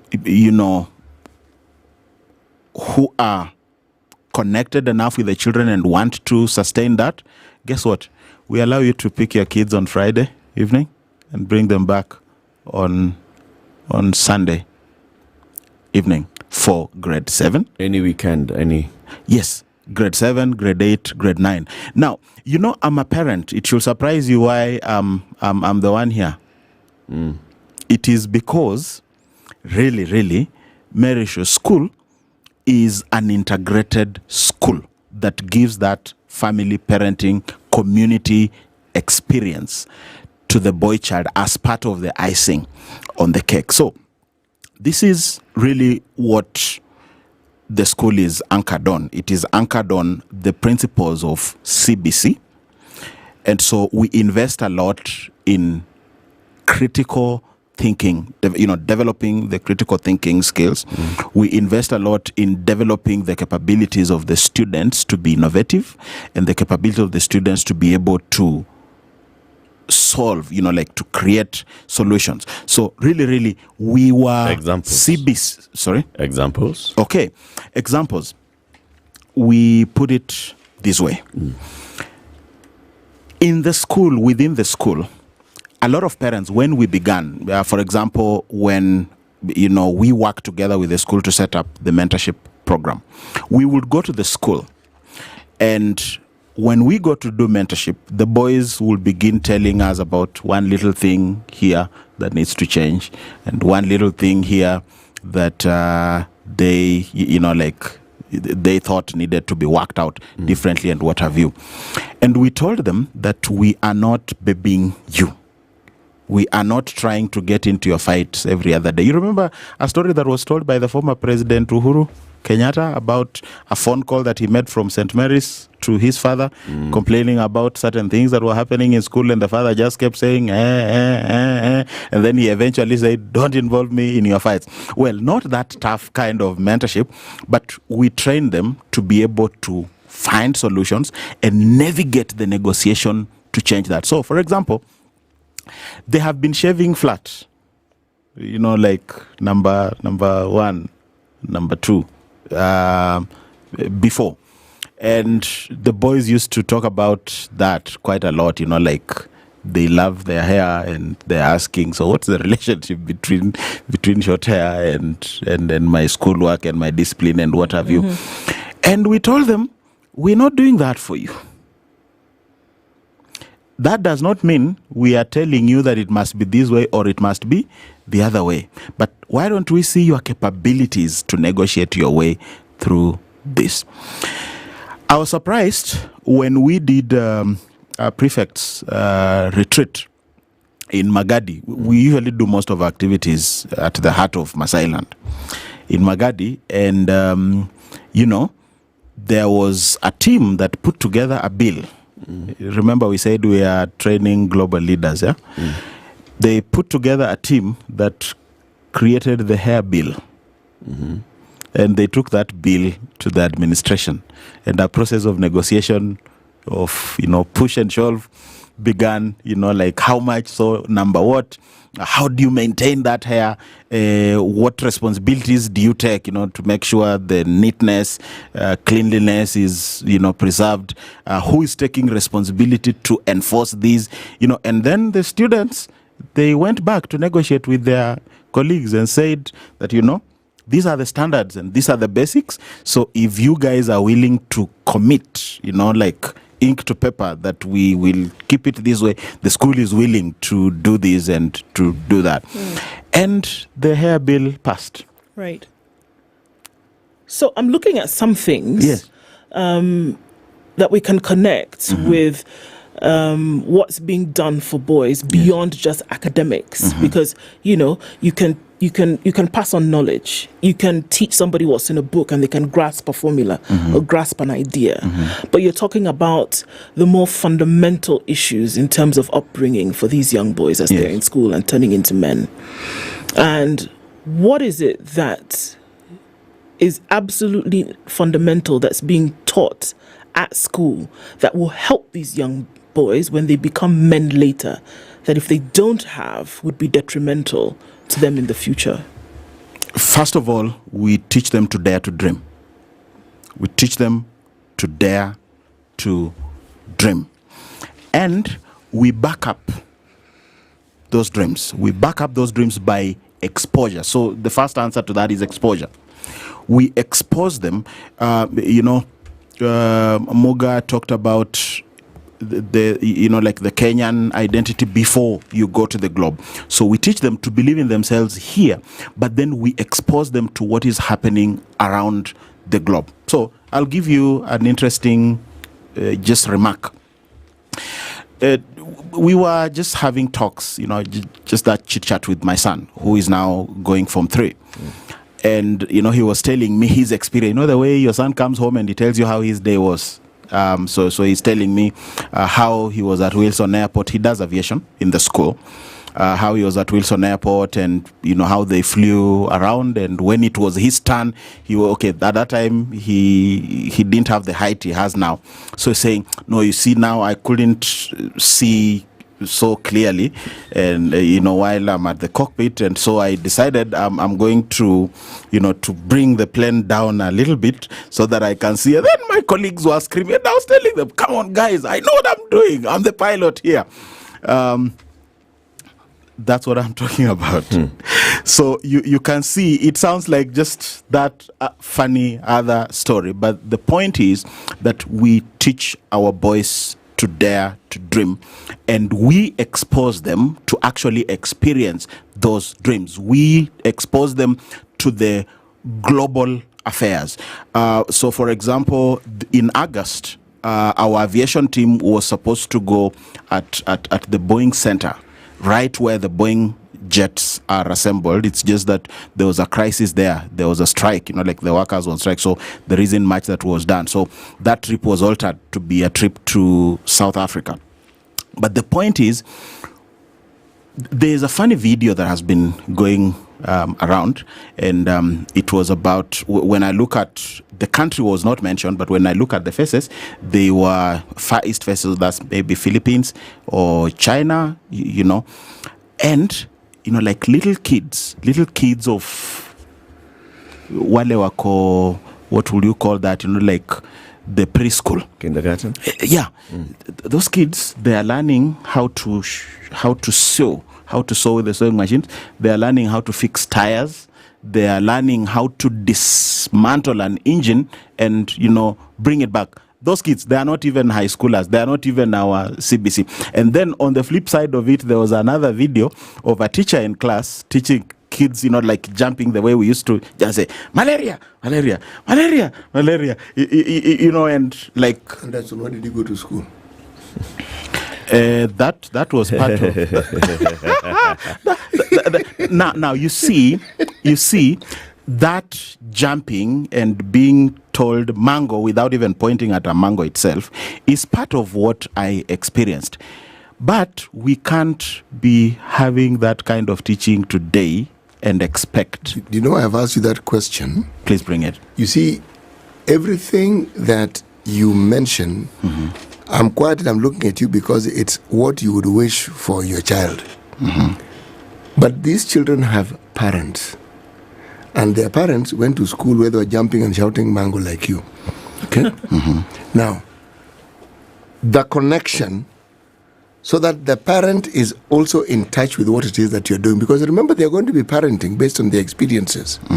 So even as you bring up the children, there's a process here where the parents are also being brought up. They may not think so, but they are. Because many of those parents are being brought up to understand a system that they never experienced themselves. Now, my question is, how have parents responded to this? Because they mean well, but whatever it is that they are now being introduced to, they cannot say, or very few can say, it is something that they actually experienced. Okay. Thank you for that question. I have two answers to it. Number one is that they have responded positively because they came to school and that vision was shared to them one-on-one. In our adverts, we paint the picture of what kind of school it is and what kind of programs it is that we have. And the fact that they came means that to an extent, they began leaning towards that particular vision. Mental or the making of the mindset is an ongoing process. And irrespective of how one was raised themselves, everybody is always aspiring something better and something superior for their children. And the process of making parents to understand is an ongoing process. That is why we have an open day this Saturday where we are telling the parents that come and let us show you, let us talk to you, let us expose to you whatever it is that we want. But the second piece of the answer is this. There is a question that we had a conversation earlier about, which was, what kind of boy do you want to raise? Or what kind of man do you want to find at the end of the process?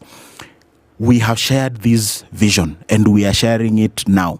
And we have parents who are already in the system. So this is not entirely about my son. In fact, as an individual, the reason why I jumped into the school mentorship program as was proposed, and I said that I was willing to run with it, it is because it has always been my personal principle that if it takes warming up the entire ocean so that my son will be warm, that's exactly what I would do. And we have a lot of parents who have bought into the vision of the school, but it's not because of the parents. It's because of the school creating an enabling environment for partnership. So our school at Merisho has a different modus operandi. A lot of schools, you bring your child, leave them by the gate, and you go away. The school intentionally wants to engage with the parents. The school intentionally want to, that is the philosophy of the school. They want to work with the parent because the role of raising a child, let's be honest here. The role of raising a child, really, the software is installed at home. Teachers build on that to take it further. But it is really the parents who begin creating the fundamental principles that would propel the children going forward. And so it is for that reason that the school intentionally tells our parents that we want to walk this journey with you, because it enables the teachers to do mentorship but do more teaching at the same time. Okay. There's, of course, the concern that as we talk about, boy and raising the boy and teaching the boy the kind of world that he should live in, we should also live in the modern times. That we are not entrenching patriarchy. That we are making sure that this boy then goes to grow up understanding his position as a boy into a man and his relations with others, with other men, with other women, with younger women, with girls. How do you do this? How do you make sure that this boy understands that he's a boy, but then he has a sister, he has a cousin, and who's a girl? Okay. So in the school, we have both male teachers and we have female teachers, all right? And over and above the classroom teaching that goes on, the school also engages in continuous mentorship programs and mentorship conversations. One of the themes and the topics that you will find in this mentorship book is healthy relationships. And healthy relationships, it is both, the lateral relationships with your peers, in school, within the estate, but it is also your relationship with your parents and your teachers, and also relationships with the opposite sex and everything that goes with it, and the whole concept of positive masculinity. So the male and the female teachers do that. The parent mentors that come on board, it is also the fathers and mothers. We have had conversations, and the men among the, so I can't talk ahead of them. The men among the knees, they have said, hey, can we just have a Father's Day and let's have a men talk, and just bring in all the fathers and all the father figures of these boys, and let's have men talk and all that.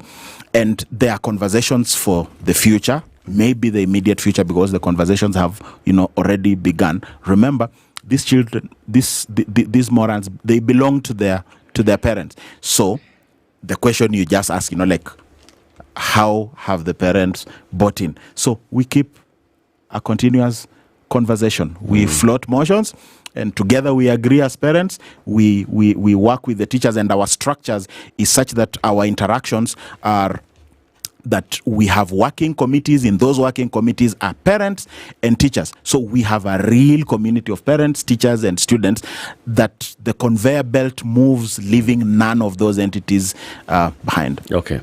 So it starts from grade 6 or grade 7?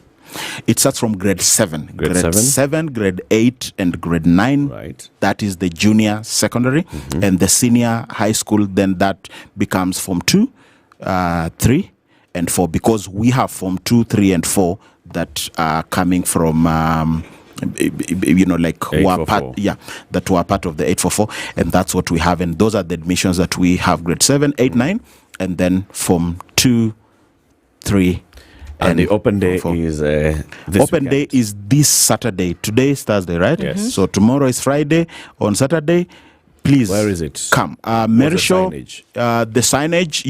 It's Namanga Road, just after Isinya, is about 4 to 5 kilometers past Isinya. The signage, Mary Show, home of the boy child, a very big signage like this one, home of the boy child. So from Isinya heading towards Kajiado. Yeah, from Isinya heading 4 or 5 kilometers. 4 or 5 kilometers. You see a sign on the road. You see a sign on the road on the left, Mary Show but you can still see the school from a distance. All right. Yeah. Anderson Murunga, the Leopard King, has been our guest. He's a parent, he's a clinical psychologist, he's a mental specialist and coordinator at the Merishaw School. Keep it here for more conversations. It's 8 a.m.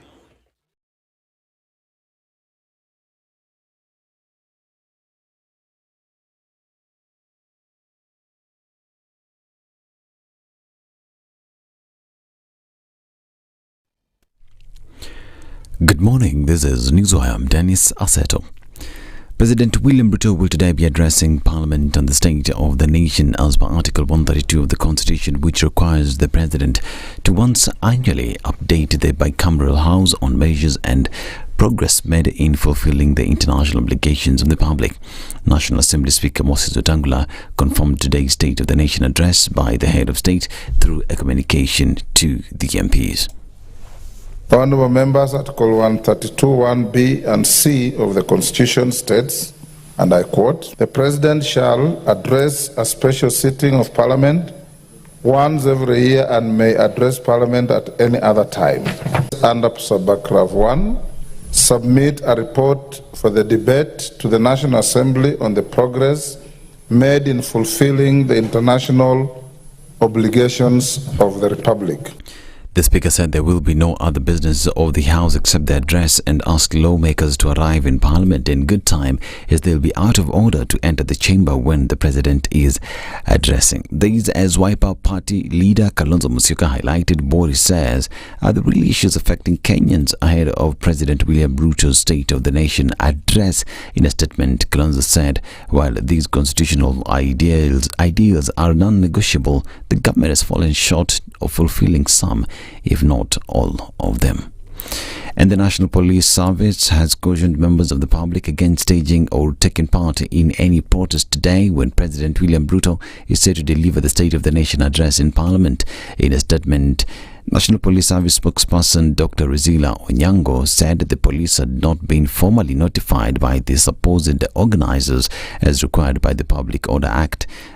The caution follows reports circulating on social media about possible demonstrations linked to growing political dissent. And the government has confirmed one more case of Mpox, bringing the total number of confirmed cases of the disease to 18. Health Cabinet Secretary Deborah Baraza said the latest case was confirmed in Nakuru County. In a statement, Baraza noted that 4 cases are currently under management while 14 individuals have fully recovered. The CS said a total of 1,900,967 travellers have been screened at various points of entry since the onset of the outbreak, with 14,311 screened in the last 24 hours.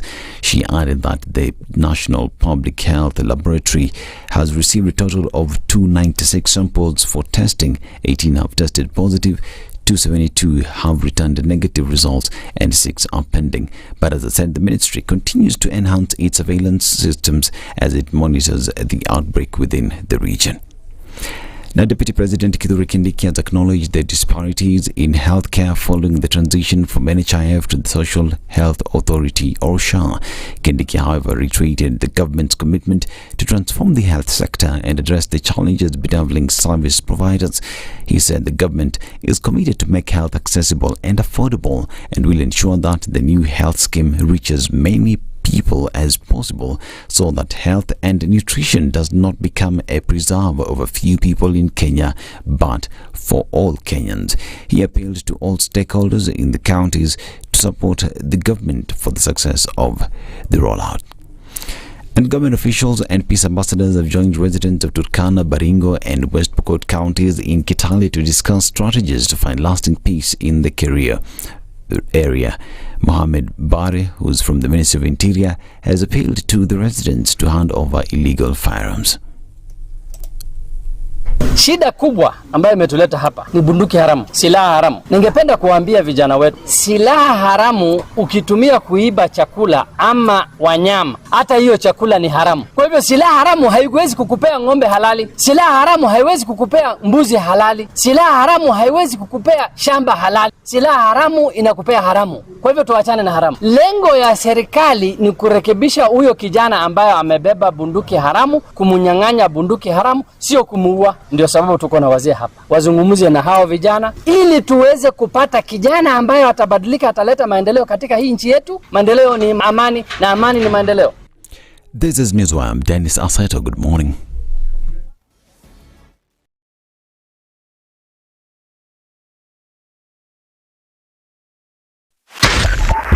.5 Spice FM, Kisumu.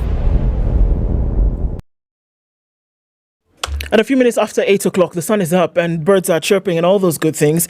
What's happening on the roads? Kiambu Road is busy inbound towards Muthaiga Square. And on the Thika Superhighway, we're looking at traffic coming in from Survey. Not too bad. Before that, some traffic coming in from Kasarani, but okay.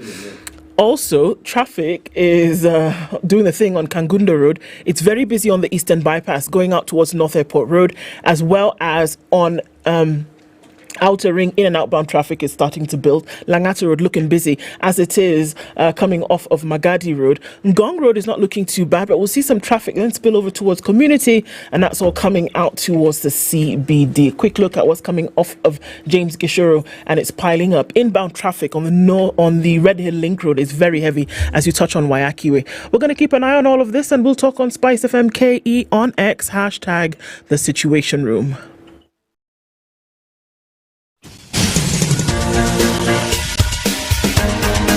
This is The Situation Room, the home of hard-hitting political commentary and penetrating insights about the state of the nation. This is a talk radio experience like no other. The Situation Room, a place for hard truths, debates, and elevated conversations. The Situation Room, witty, political, engaging, deep, controversial. In the room, we have C.T. Muga, researcher, academic, seasoned political observer, a fountain of wisdom in these politically uncertain times. Ndu Okoh, Nigerian by birth, Kenyan by choice, communications expert, Pan-Africanist, a truth seeker and believer in people power, and Eric Latiff, agent provocateur, the man in the chair, seasoned journalist, news hound, a man who believes in punching up, not down.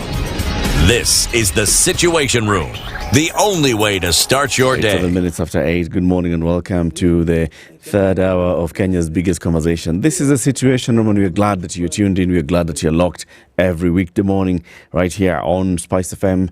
We're on KTN as well every weekday morning. We're on YouTube, we're on Facebook, we're on TikTok, we are on Radio Garden. We're everywhere. Wherever you tune in from, we appreciate your presence and we acknowledge you. Ndu.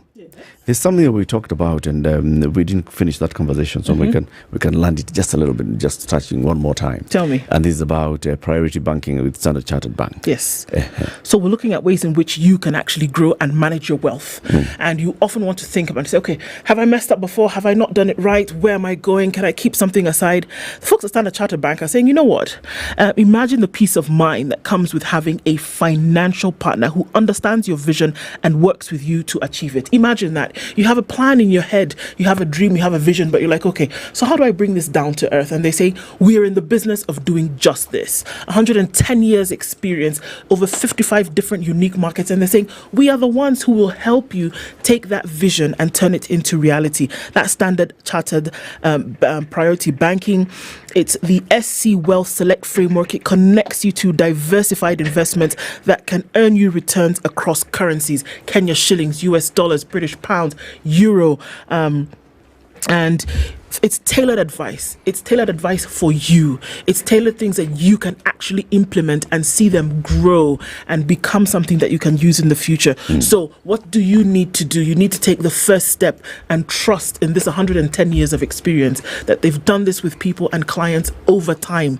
So take the first step, have a conversation with them and say, okay, I've got 10 shillings. How can I grow it to 1,000? I have 1,000. How can I grow it to 10? I have 10. How can I grow it to hundreds? And this is the business that they're involved in. And Standard Chartered says, you know what, send us an email and let's start this conversation. prioritybanking.ke@sc.com. Very good. Now, our Justice Thursday conversation today is going to be a little bit different. We will be looking at the life and times of seasoned jurists in the country. Justice Lee Muthoga He is now a judge with the UN Mechanism for Criminal Tribunal, but he has served in very many other capacities. And that is all contained in a book that he has launched. It's called Audacity and Sacrifice, My Life and Career by Justice Lydiah Muga. Good morning, Judge. Morning. How are you? Good. Welcome to the hot seat of the Situation Room. We call that the Situation Room hot seat. Karibu sana. It's very hot. How does it feel? Very hot, huh? Now, Judge, we are the bench. You are right there in the dock. Exactly. Okay? You answer our questions and we determine whether you're answering them properly or not. You've written a book, and in this book you chronicle your life and you tell us about the things that you went through from the moment you were born under a mugumo tree. Yes. Justice Mutoka was born in 1945 under a mugumo tree in the rural village of Monyange in central Kenya. Perhaps his birth under this tree was a prophecy of the resilience that he would face life with and the magnitude of the contributions that he would make in Kenya and beyond. That's what we're here to talk about. But first, before we get there, we have a day's proverb. So CT Muga goes to one African country every week. He mines proverbs from that country. Then he comes and brings us a proverb a day. And the job of the person in the hot seat of the Situation Room is to listen to CT, listen to the proverb, and give us your own interpretation of that proverb. Are you ready? Oh, Very good. if I know the proverb, I'll probably listen to him. It's also right not to know. I will tell you the proverb it is, and then just tell me what you think about it. Okay? Free things decreases a person's intelligence. Just that. Free things. Once you free, and this is what is eating our country. A perception that you can get something free. That one day you can get up and you are a rich person. Now this betting that is going around is foolish, misunderstanding and misdirection. Wealth is created from effort. Yes. You have to put effort to be able to translate it into wealth. Any other way of acquiring wealth brings you wealth that will eat you up. You will grow into old age as a man or a woman who cannot even sleep soundly at night because they are unable to account to themselves of how they acquired that wealth. And that proverb actually touches that. You put it very well, thank you. Very well said, right? No, it is. In fact, it's not just very well said, you've contextualized it very, very well. Yes. Yes. Very, very well. Just let's start from the present. You are a judge at the UN Mechanism for Criminal Tribunals. What is that? For International Criminal Tribunals. What's that? What's that? That does need an explanation, and I'll probably explain that. All of us looking around are old enough to remember what happened in Rwanda in 1994. Yes. And also in what was the former Yugoslavia. The two genocides occurred in quick succession, and the United Nations was forced to organize or constitute tribunals to try those people who were thought to be primarily responsible for those genocides. The one for Rwanda was seated in Arusha. You remember? Yep. Yes. They actually wanted to sit it here, but President Daniel Arap Moi said he would arrest any of those trying to arrest those people who had run away from Rwanda. And the UN then got scared a little and decided to go to Tanzania. And they were given Arusha, and they set up a tribunal called International Criminal Tribunal for Rwanda. Another one was set up at The Hague in the Netherlands. And the one in The Hague was to try those people who had been thought to be primarily responsible for the genocide which occurred in what was formerly Yugoslavia. Now, these ones in Arusha, they were supposed to deal with those genocideers, we used to call them, who were thought to have been from in Rwanda and who ran out. And they were arrested, a lot of them. 91 of them were eventually indicted, and the tribunal was set up to try them. In 2003, I was elected by the General Assembly of the United Nations to go and assist as an ad litem judge. Ad litem judge is a judge who comes kwa muda for a short time, does what he has to do, goes back to where he came from, and so on and so forth. But as it turned out, although I was going for 2.5 years, or I'd been told it would be at most 2.5 years, 18 months to 2.5 years, I actually ended up being there until 2012.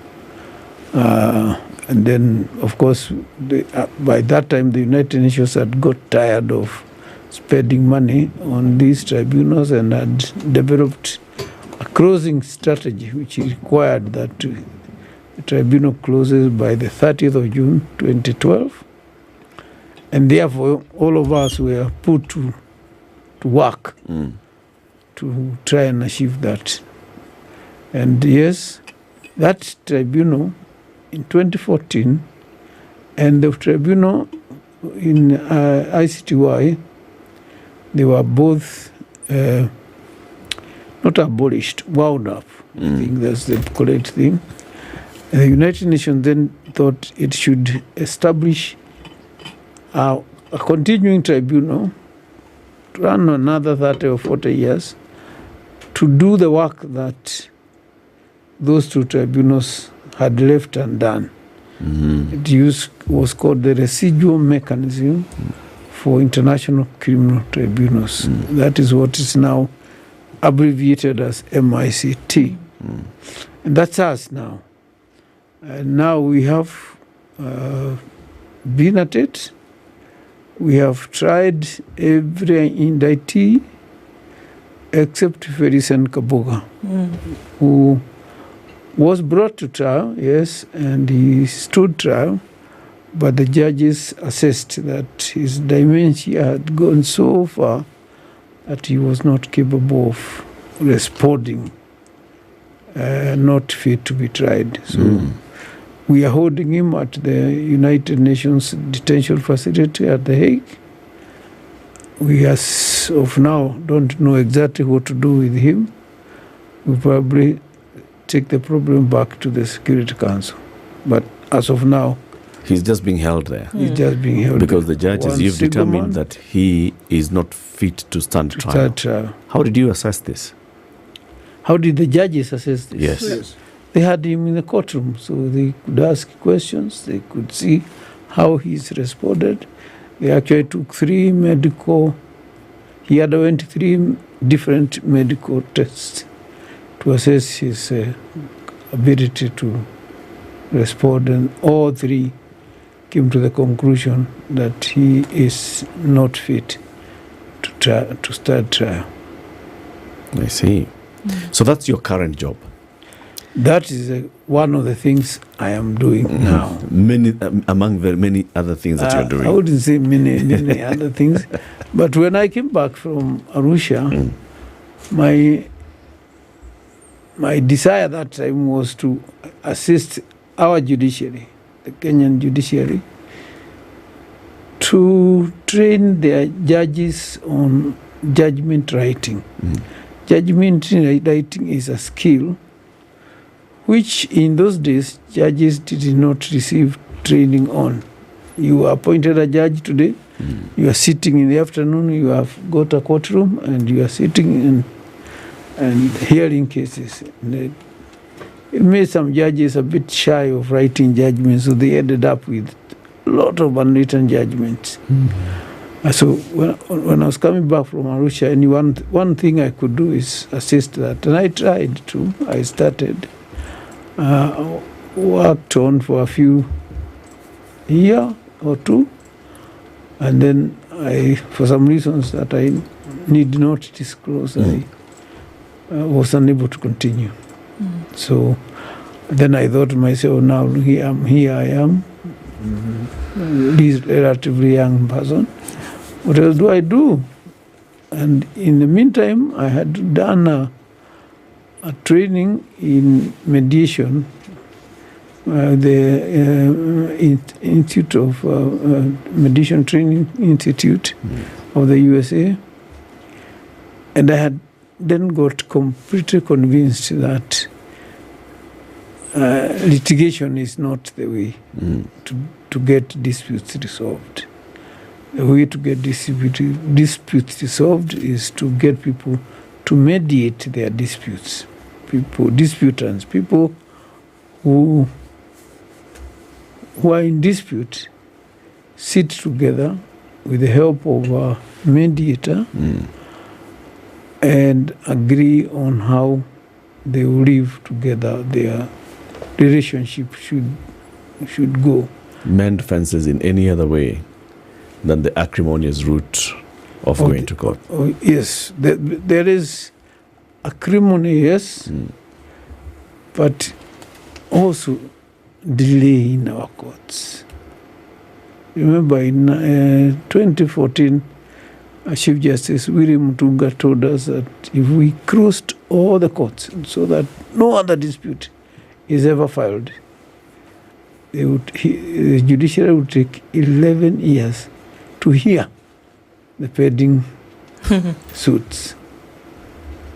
And of course, after 11 years, it would open the courts, and you can imagine what would happen. Floodgates. So now, the best way to do that, and the judiciary has recognized that, because they are now persuading everybody to refer their disputes to what they call the ADR, the Alternative Dispute Resolution Mechanisms, which have been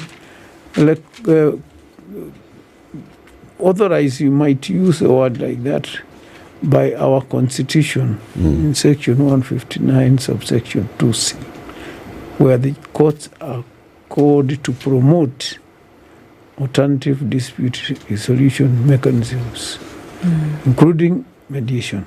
So I train mediators in an organization called DCRI, Dispute and Conflict Resolution International, and we train mediators, both physically and online. Okay. Your book has a chronology of your life. And in fact, it's a good thing, because at the very beginning of the book, you actually have that chronology of events from 1945, the 25th of January, in Muga village, which is now called Munyange, in Mahiga location, Lydiah division of Nyeri district, and Mugumo tree, where you were born. Coming all the way to 2024, where you have published your autobiography, Audacity and Sacrifice. Those are very many things. Your early days in school, your days through secondary school, your days into going to law school in Tanzania, graduating in 1970, working at your first at law firm HH&M, Hamilton, Harrison and Matthews, starting your own law firm, and so on and so forth, through other things that you did in serving. You served, for example, in the Select Parliamentary Committee inquiry into the murder of J.M. Kariuki. You're representing the family. You joined the LSK. You served as chairman of the LSK Ethics and Committee, Professional Ethics Committee. You became vice chairman of LSK, chairman of LSK, and so on and so forth. Another big milestone is becoming chairman of ICJ Kenya, and then the Njonjo Commission as well, where you were lead counsel in the Njonjo Commission. All these things have happened alongside your own life, where you got married, you got daughters. Daughter number 1 is born, daughter number 2 is born, daughter number 3 is born, up to this point. Let's talk about that professional life. When did you decide you would like to practice law, to be a lawyer, and what influenced you into it? When did I decide to become a lawyer? And And the additional question of what influenced it. I'm making sure that I have understood your question. Yes. And you read it in a book. So even if I don't give you every detail, when you open the book, you will find it. I did my decision to become a lawyer, the conscious decision to become a lawyer. I must use the word conscious. When I first saw to myself to become a lawyer is in, I think it is September of 1957. We were walking, I went to my intermediate school in a school called Maiga Intermediate School, and we lived in Munyange village. And we used to go every morning 6 miles or around about 9 kilometers, and every evening you go back. And one day we were walking back, and walking back actually is walking up. It's up a hill. It's uphill from the bottom there to get very near the forest. I was with a colleague since departed called Karimi, and we were going up, and we saw dust on the road right there far away from us, but we knew there's a motor vehicle approaching, and we were tired. At a place called Kaguda, we were tired and seeking any energy we could find to get on. So I told Karemi, well, Karemi, let's do this. And now pretend to be sick. And I'll pretend to be nursing you. And when he comes, I will just flag him down and give us a lift up this hill. Good idea. So Karemi sat down along the road. And I was there now, like I'm doing what do you call resuscitation? And then Gali came, the Land Rover came. It was a Land Rover, police Land Rover. And I said, I know HMS Land Rover. I said, I did that. And they came and clinched. Wow. And a very tallish Mzungu gentleman came out of the Land Rover. And I said, you, ukisimamisha mimi tena. By the time we could finish what he was saying, I am out that way and Karemi is out the other way. He had recovered miraculously. Miraculously.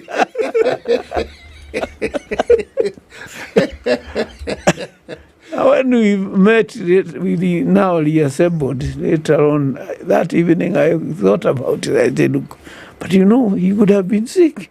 For and real. he did not even ask, what's the matter? He could not even find out. I thought, no. This one, I think I should be a judge. And this one will be brought before me, and I'll certainly sentence him to death. That's where now my decision to become a lawyer, I became conscious of that urge to become a lawyer. To be a judge. To be a judge, yes. It's interesting, Justice, because in your book, and I mean, I always think that, and I think, a lot of people, that every individual is sum total of their experiences, but you spend quite some time talking about your early education and what you chose to describe as a turbulent time from primary school to secondary school. But we have to admit that you were quite the troublemaker. From what you yourself have said, that, but in the sense that you were not going to sit for any kind of injustice. What made you be so bold then to say that injustice was not going to be allowed? Whether it was the denial of you to be in school for exams, or the denial of you to stand up and speak for your rights. What spurred that in your mind? Fortunately, you are old enough. We were coming out of a very difficult and violent time, the emergency. where a foreign power had decided to rule over us with or without our consent. And we said no. And men and women said no. And some actually went out into the forest to chase away an oppressor called the government of the United Kingdom of Great Britain and Northern Ireland. And that trains you, that makes you feel it is unjust to be in your own country and to be being administered against your wish by somebody else. And I think that must have got into my nerves.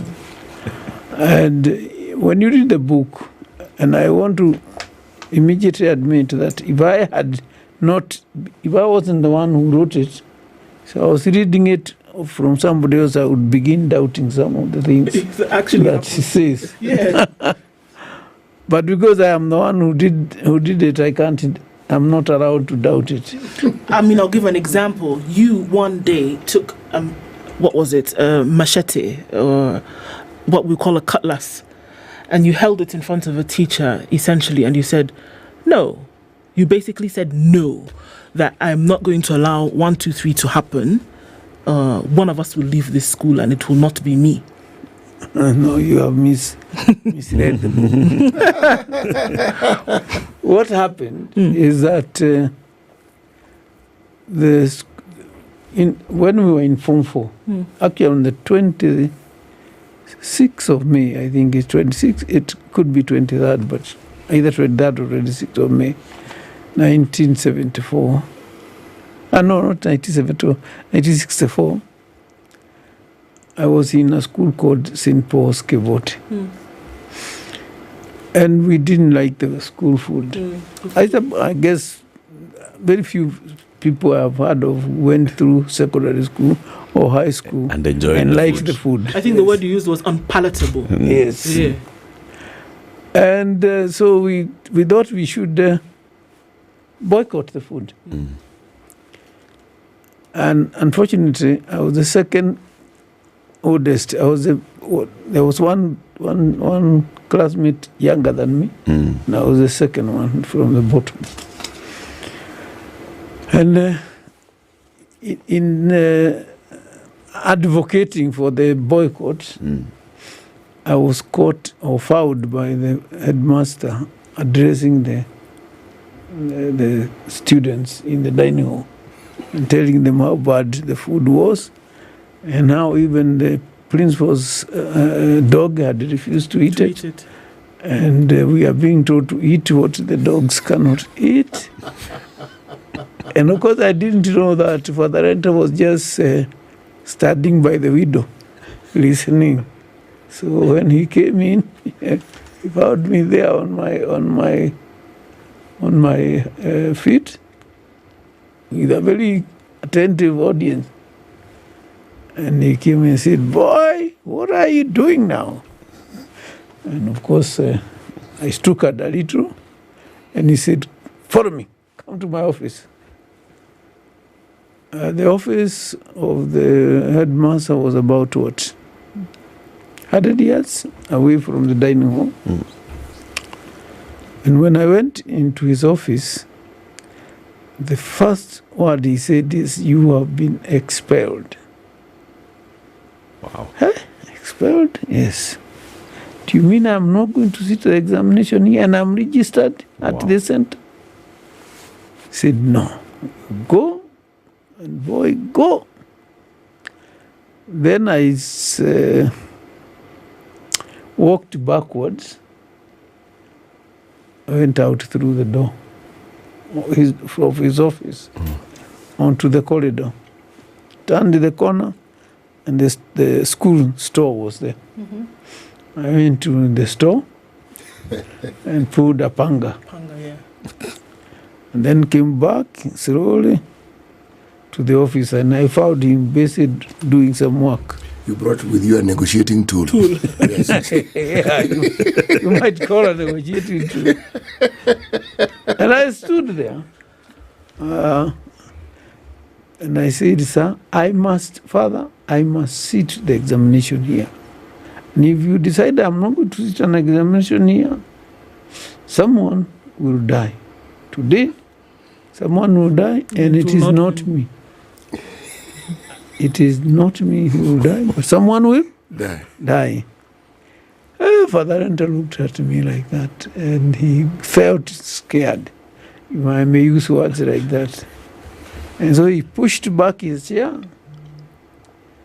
and walked out that way. There was a connecting door to the staff room. And he disappeared in the staff room. And I was left holding my panga. And I don't know what happened in the staff room. They came, they talked, whatever they did. But in a few minutes, one of the teachers came out from the staff room and came into the headmaster's office and grabbed my hand, the hand with the panga, and then took away the panga. And then I stayed there. Then they went into a long meeting. And then when the Father Enter came back, he said, look, you're going to go away. We have agreed to let you sit your examination here, but on condition that you must not come into the school compound more than 5 minutes before the exam starts, and you must not be there more than 5 minutes after each paper is done. Well, I felt relieved, and I said thank you. And I walked and went to the dormitory now to pick up my things and my box, and exited St. Paul's. And that was it? That's how the issue of the panga came about. It wasn't delinquents. It was advocating for rights. Yes. Okay. Look, you are registered in that center, and you are not going to sit. You know what that means? Take another year. You have to take another year. At that time, there wasn't even that option of taking another year. But that's the end. If you were expelled, that's the end. Your learning had come to an end. Yeah. Whoa. Okay, let's take a break. Justice Lee Mudoga is our guest. He is a judge at the UN Mechanism for International Criminal Tribunals. He has authored a book, Audacity and Sacrifice, talking about his life and career. After this break, Judge, we'll come into the professional side. And very many people who are asking, they'd like to hear about the JM Karaoke, select committee and the trial. And also just to hear your time with the Jonjo Commission and the other things that you've done as well. 22 minutes to 9. We'll be back shortly. Is the Situation Room, the only way to start your day. Do you speak French?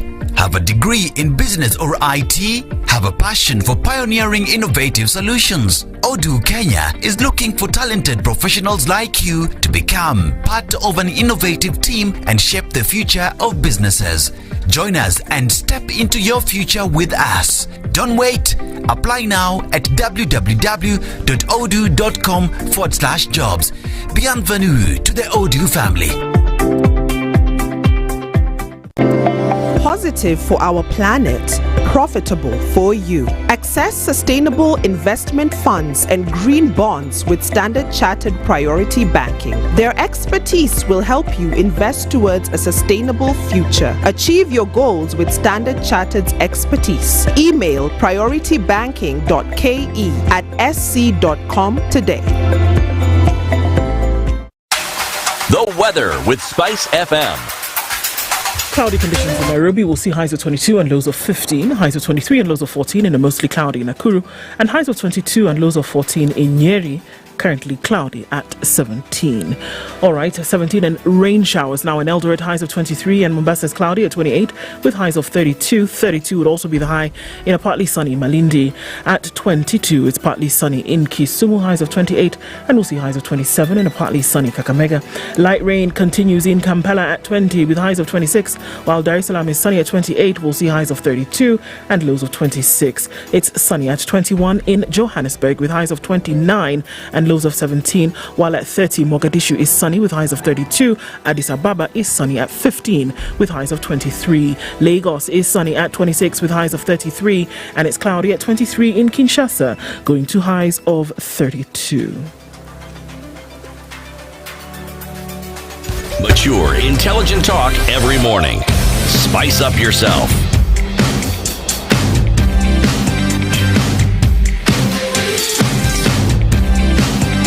Mornings done right. 94.4 Spice FM, Nairobi. 20 minutes to 9, our conversation with Justice Limutoga continues, looking at the life and times of the career jurist who's now currently a judge at the UN Mechanism for International Criminal Tribunals. Judge, you've participated in this now here. You are, of course, part of the International Criminal Tribunal for Rwanda. You've then merged into the Yugoslavia one. Back in the country, you've participated in several inquiries, right? For example, the inquiry into the death of J.M. Kariuki, the inquiry into the activities, or what they were called then, of the then former Attorney General and a member for, was it Kabete or Kikuyu at the point, Charles Njonjo, the inquiry into the Busia air crash and others. Let's start with the Njonjo one, no, with the JM one, the JM Kariuki one. What was Parliament investigating, and what did you make of the entire exercise? You are representing the family of JM Kariuki. Yes, indeed, I was representing JM Kariuki. It is not an inquiry, it was a select committee of the National Assembly. When J.M. Kariuki was murdered, it happened in the course of a parliamentary session. And those of us who discovered his body at the city mortuary rushed to Parliament, led by his wives, and, called for help. And a debate was then arose, and the usual, along the parliamentary standing orders rules, and after an extensive debate, it was decided that the Parliament or the National Assembly should set up a select committee of itself. So members were appointed, and Bruna Bwera, then Elijah Mwangale, yes, then Minister for, member for, I think it's community or yes, somewhere there. Yes, was told to chair that committee. Of course, the select committee is just an instrument of Parliament to help Parliament understand what has happened. And so it was set up, and they were assigned to sit in what is called now called the old chamber. Now it's a Senate chamber. In that time it used to be the old chamber. It had been the Senate chamber of the older Senate, which, as you know, was abolished in 1966. I can't remember the exact date. But anyhow, then it was called the old chamber, and that's where we were. The commission was set up. Wait a minute, I'm getting mixed up. The select committee. The select committee, not the Georgia Commission, although they used the same chamber. And witnesses were brought, allowed, and they testified what they knew, how JM had been, and so on and so forth. And all my idea was just to listen and ask or seek to have someone ask a question if I needed. I thought some question might assist the family to come to the knowledge of how JM had been murdered. Because even the media, the nation had given a huge headline saying that he is in Zambia, when indeed he wasn't. Yeah. And the committee then wrote a report, a lengthy report called the Select Committee Report on the murder, and they delivered it, and they added there and said, look, they were actually addressing President Jomo Kenyatta, because it was, I think it was everybody's acceptance that the government had something to do with it. Nobody was able to put, because a lot of witnesses refused to talk, even when called to the committee, and some pleaded high authority and so forth. So it shook the country. I think everybody who was then old enough to know knew that the country was actually shaken somewhere. Quite somewhat. At the end of it all, do you think the report that there were sufficient answers given? No, I don't think so. Even the report says so. The report says, we know you have not, and even if you don't hear us, we knock, but we have heard, and we tell you. And even they know that it was not possible to establish in real terms that Kimani, Joroge, Mwangi, Otieno, or so and so is the killer. And what we knew is that the circumstances in which he was killed involved security personnel. In the hand of the government. Yes. The Njonjo Commission. Njonjo Commission is another one. And I think I always like to preamble it with saying my relationship with Mr. Charles Mugane Jojo as Attorney General, in my capacity as chairman and also vice chairman of the Law Society, that relationship may well have influenced my being asked to participate in the commission that was instituted by His Excellency President Daniel Arap Moi under the Commissioners of Inquiry Act. He instituted a commission to conduct an inquiry into the conduct of his former Attorney General, Charles Mugane Jojo, who had then since, of course, resigned from being a member, being the Attorney General, become a member for Kikuyu, and thereafter resigned on being named by is it Mwangale? A traitor. And when I was called, summoned by the then Attorney General Matthew Guy Muli, who had acceded to that office following the designation of when Jojo resigned, Vijay Karugu became Attorney General for about a year, and he resigned. And then Joseph Kamau Kamel was appointed Attorney General, and then he was removed, and Matthew Gaimuli was made Attorney General. Matthew Gaimuli was the one who was Attorney General at the time of the Njonjo Commission, and he summoned me to his office at Sheria House, and it is there then he told me that it had been decided that I should be the council for a commission that had been set up to inquire into the conduct of the Attorney General. You say that your relationship with him when you were, in the leadership of LSK could have influenced the decision to make you say he's chief prosecutor, because as lead counsel for the commission, basically you are the chief prosecutor here. Why? Did you have such a fractious relationship with Charles? No, it's not fractious. It was just professional clarification of rules, because Attorney General wanted to force some things through the lawyers.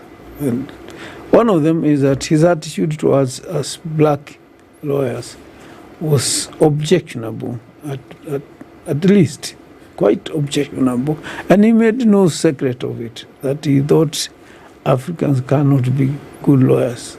African he was, but he thought every other African can be good lawyers. And we thought that was wrong. Or good judges. And we thought that was wrong and made it clear. The only difference is that because our composition at the law society at that time was largely alien, is not really alien, European and Asian leadership, our voice wasn't as you are a minority. Yes. But I and others, I personally was not taking that easily, because we had become an independent country. And you are in an independent country, and you are being told you and you're a lawyer in your own right, having gone through school. So, I want to ask the question about that commission. And the thread here is, looking back now, Judge, so many years after that commission, do you think it was pursuing justice, or was it a political persecution? Persecution it was not, political or otherwise. But President Moi needed time to think what to do. And I think that's what led to setting up the commission, both also to satisfy himself that there is something he wasn't seeing. Because Jojo was one of his bandits, his best friends, or as we called him and Gigi Kariuki, were Moi's bandits. And here is your body being said to be your traitor. You are a traitor, and being said to have something to do with an attempted coup and so on and so forth. You want to get that really closed up, so I think somebody advised President Moi, or from his own initiative decided, let's have this investigated by a commission. Yeah. Looking at all of these, I mean, all touched on the political scene in the country. And here you were as a judicial officer. Or, no, I was not a judicial officer. I mean, okay, so here you are as having been a lawyer. As a lawyer. And then, as a jurist. As a jurist, yes, jurist, that's right. Operating within the circles that touched on the law, that touched on justice, but then also it was colored into politics. Were you able to separate what you were doing professionally from what was happening politically, or did you see that it was necessary for those waters to merge? There is no, it is not possible to operate either politically or judicially in independence. There is no such thing. You are a professional man, you are trained as a lawyer, right, to execute the profession of defending or advocating the rights of your clients. And that you do to the best of your ability. In fact, at law school, you are made to know that your responsibility is to your client, above all other things, and the law. Because the law is your tool, and you use it for the benefit of your client. Now, politics comes and hangs around, because if you are dealing with the politicians, how do you avoid indulging in some political activity? But it should not affect your your professional. Did you ever see that there would have been a time when dealing with politicians it may have affected your professional output? I fought everything I could do to avoid ever making a decision which was politically instigated in any matter that was required a judicial determination. Looking at those times, because we're talking about decades ago. Yeah. And if you can do a comparative analysis, because you've written your book on a lot of the experiences that you went through, and it's touched across board. If you catapult yourself, if those experiences, if you compared them with what happens in the country now, when you talk about not possible to have judicial and or political independence without the two touching on each other, how would you describe the situation today in the country with what you see? The problem that one has in that is that we are comparing unlikes. In the Moi era, we lived a jurisdiction where the law, the constitution itself said that the sovereignty of the republic resided in a president. Article 23 of the Constitution. So the president was literally able to do whatever he considered best or he deemed best in the management of public affairs and so forth. Now, after 2010, that changed. We now brought in something higher than the president called the Constitution. And the Constitution says that this must be done this way and this way and this way. And this must be done this way and this. And the confusion that is now in the country, because the country is engulfed in a constitution, is a failure to understand that we can't do the things the way Moi did them. Because now we have a superior law which says things are to be done this way and this way and that way. And of course, adjusting that is giving some people quite considerable problems. They say it's not just some people, but even officers of the court, judges and magistrates are also having a problem. Exactly. Living that way. Yeah. The Law Society of Kenya president is now accusing the judiciary of aiding and abetting the breaking of the law. It is not, she is not accusing them. She is observing what is happening. She's saying it as it is? Yes, she's saying, and I would do the same. If I was back there as chairman of the Law Society, I would start with Judge Simpson, H. Simpson. And I told him, my Lord, you are the Attorney General, the Chief Justice of Kenya. You can't allow that decree to stand, because it had been said that large cases must be taken back to the elders. And we knew what that meant. That meant that it would be an issue of who bribes best, not who is entitled to what. And I sat with him in his chambers and I said, Chief Justice, as Chief Justice of Kenya, you must not allow that decision to stand. And he actually had to have a meeting with the then Attorney General, Matthew Gaimuri, and told Matthew Gaimuri, no, that's not correct. We can't take all that cases to the Wazes because a lot of them require people who understand the law. Yeah. The land law, and the thing was not implemented. So now as senior counsel, as somebody who has even gone ahead to teach judges how to write judgments, right? And one of the accusations here is that we have seen conflicting judgments coming out of the courts. Exactly. What's the problem? The problem is there are actually three possible things. One, there has been a space of time when even law reporting had ended. Decisions were not being reported. So a judge would be making a decision which he thinks is right, and probably is, but you would not remember or know that another judgment had been made which said the opposite, and so forth. That period ended. I think in early 21st century, and an organization was set up to report, law reporting. Yeah. But the other one is this. We have a really large number of judges who are not adequately trained. And I'm using the words very, very advisedly because, I'm a judge.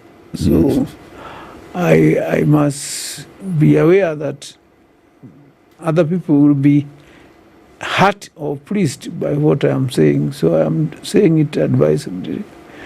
There are many judges who are not being adequately trained by having been a magistrate for so many years, and you have now graduated into a judge, so you have done these processes of analyzing situations possibly. A lot of judges are being plucked from the academia or from the industry, and the day after tomorrow they are made judges, and so on and so forth. And naturally, if you have been a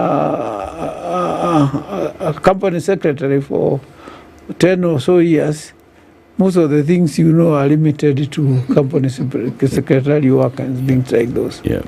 And if you are made a judge today, you don't immediately acquire all the necessary knowledge.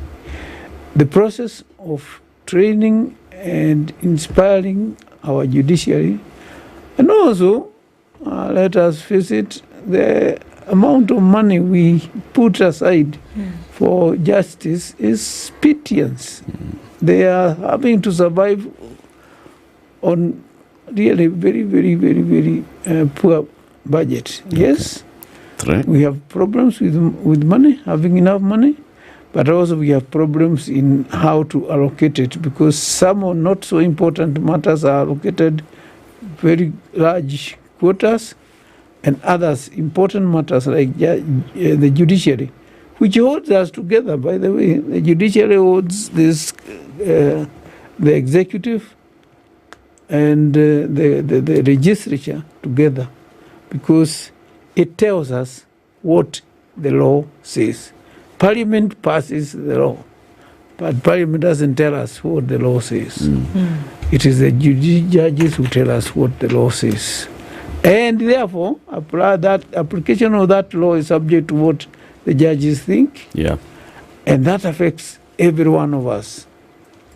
And so, if I was sitting in the treasury, a fairly good cake would go to the after the education, the next cake would go to justice. Okay.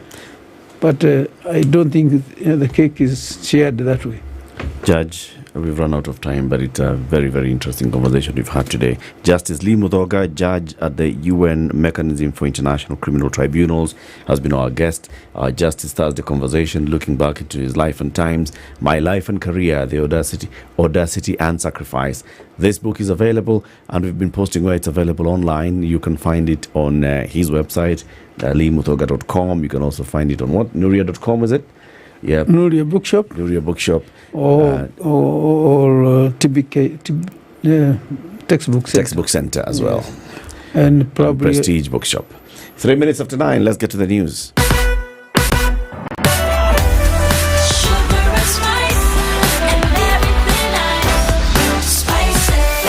Spice up your life.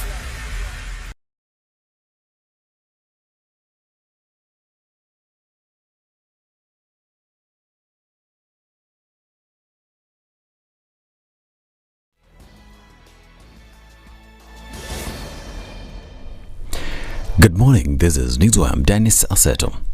The national government has spent 2.1 billion shillings on multinational security operations in Haiti, despite early assurances from the United States to fund the mission. Documents presented to the National Treasury reveal that expenditure is part of 17.6 billion shillings utilized under Article 223, which allows government spending without prior parliamentary approval. The funds were disbursed on September 18th to support peacekeeping efforts in Haiti. raising concerns over resource allocation amid pressing domestic issues such as education and healthcare. The UN Security Council had approved the mission, reliant on voluntary financial contributions. Despite an initial pledge of $600 million, approximately 91.5 billion shillings by UN member states, only a fraction of the funds has materialized. This as the Haitian National Police have reported that 28 alleged gang members were killed by state security forces and armed residents in the latest clashes in the capital of city, Port-au-Prince. Tuesday attack targeting the upscale suburb of Pétionville overlooking the capital had been announced over social media by Jimmy Cheriza, a former elite police officer turned leader of the powerful gang coalition calling itself Vive Ansem, Haitian Creole for living together. The latest violence comes in the wake of the collapse of Haiti's government last week and more than 3 years of constant turmoil following the assassination of President Jovenel Moïse in 2021. Cheriza had called for the resignation of the Presidential Transition Council, now leading the country. Police say that 2 vehicles carrying alleged gang members tried to enter Pétionville at 2 a.m. with one blocking off the main road. In recent weeks, gangs have pushed into various previously safe districts to expand their control of the capital. Gautam Adani, the chair of the Indian conglomerate Adani Group and one of the world's richest people, has been indicted in New York over an alleged multi-billion-dollar fraud scheme, according to U.S. prosecutors. Now, authorities charged Adani and 2 other executives at Adani Green Energy, his nephew Sagar Adani and Vinay Jain, with agreeing between 2020 and 2024 to pay more than $250 million in bribes to Indian government officials to obtain solar energy supply contracts expected to yield $2 billion in profits. Prosecutors said the renewable energy company also raised more than $3 billion in loans and bonds during this period on the basis of false and misleading statements. These as conversations back home continue, with the Adani Group having been given a contract to renovate Jomo Kenyatta International Airport and various other energy proposals as well. Now, various members of the clergy in Kisii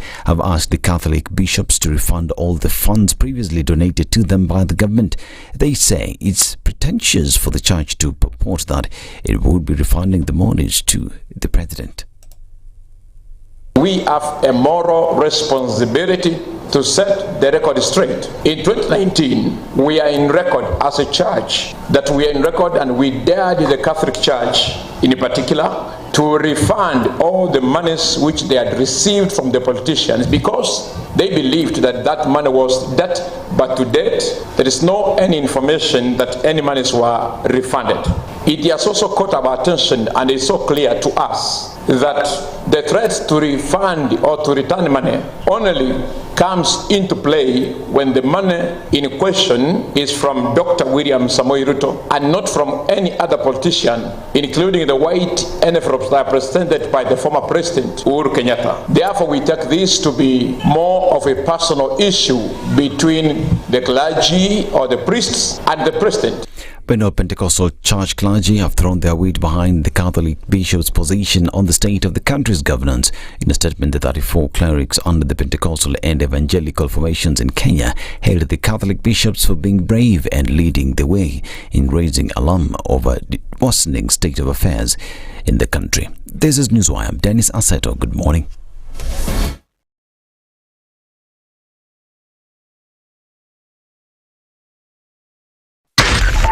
.4 Spice FM, Nairobi. It is busy in the city this morning. Let's take a quick look at what's happening coming off of the Red Hill Link Road that would connect with Wayakiwe. Not looking so bad right now. And the traffic that was on James Gishuru has reduced significantly. Some traffic also still on the Thika Superhighway, but this is just contained to Survey.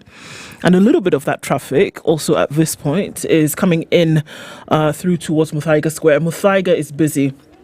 Coming in from Limuru Road, and we're also looking at a little bit of that traffic represented on the Eastern Bypass, then coming through towards North Airport Road and Outer Ring as well.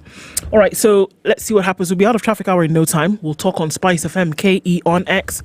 Hashtag the Situation Room.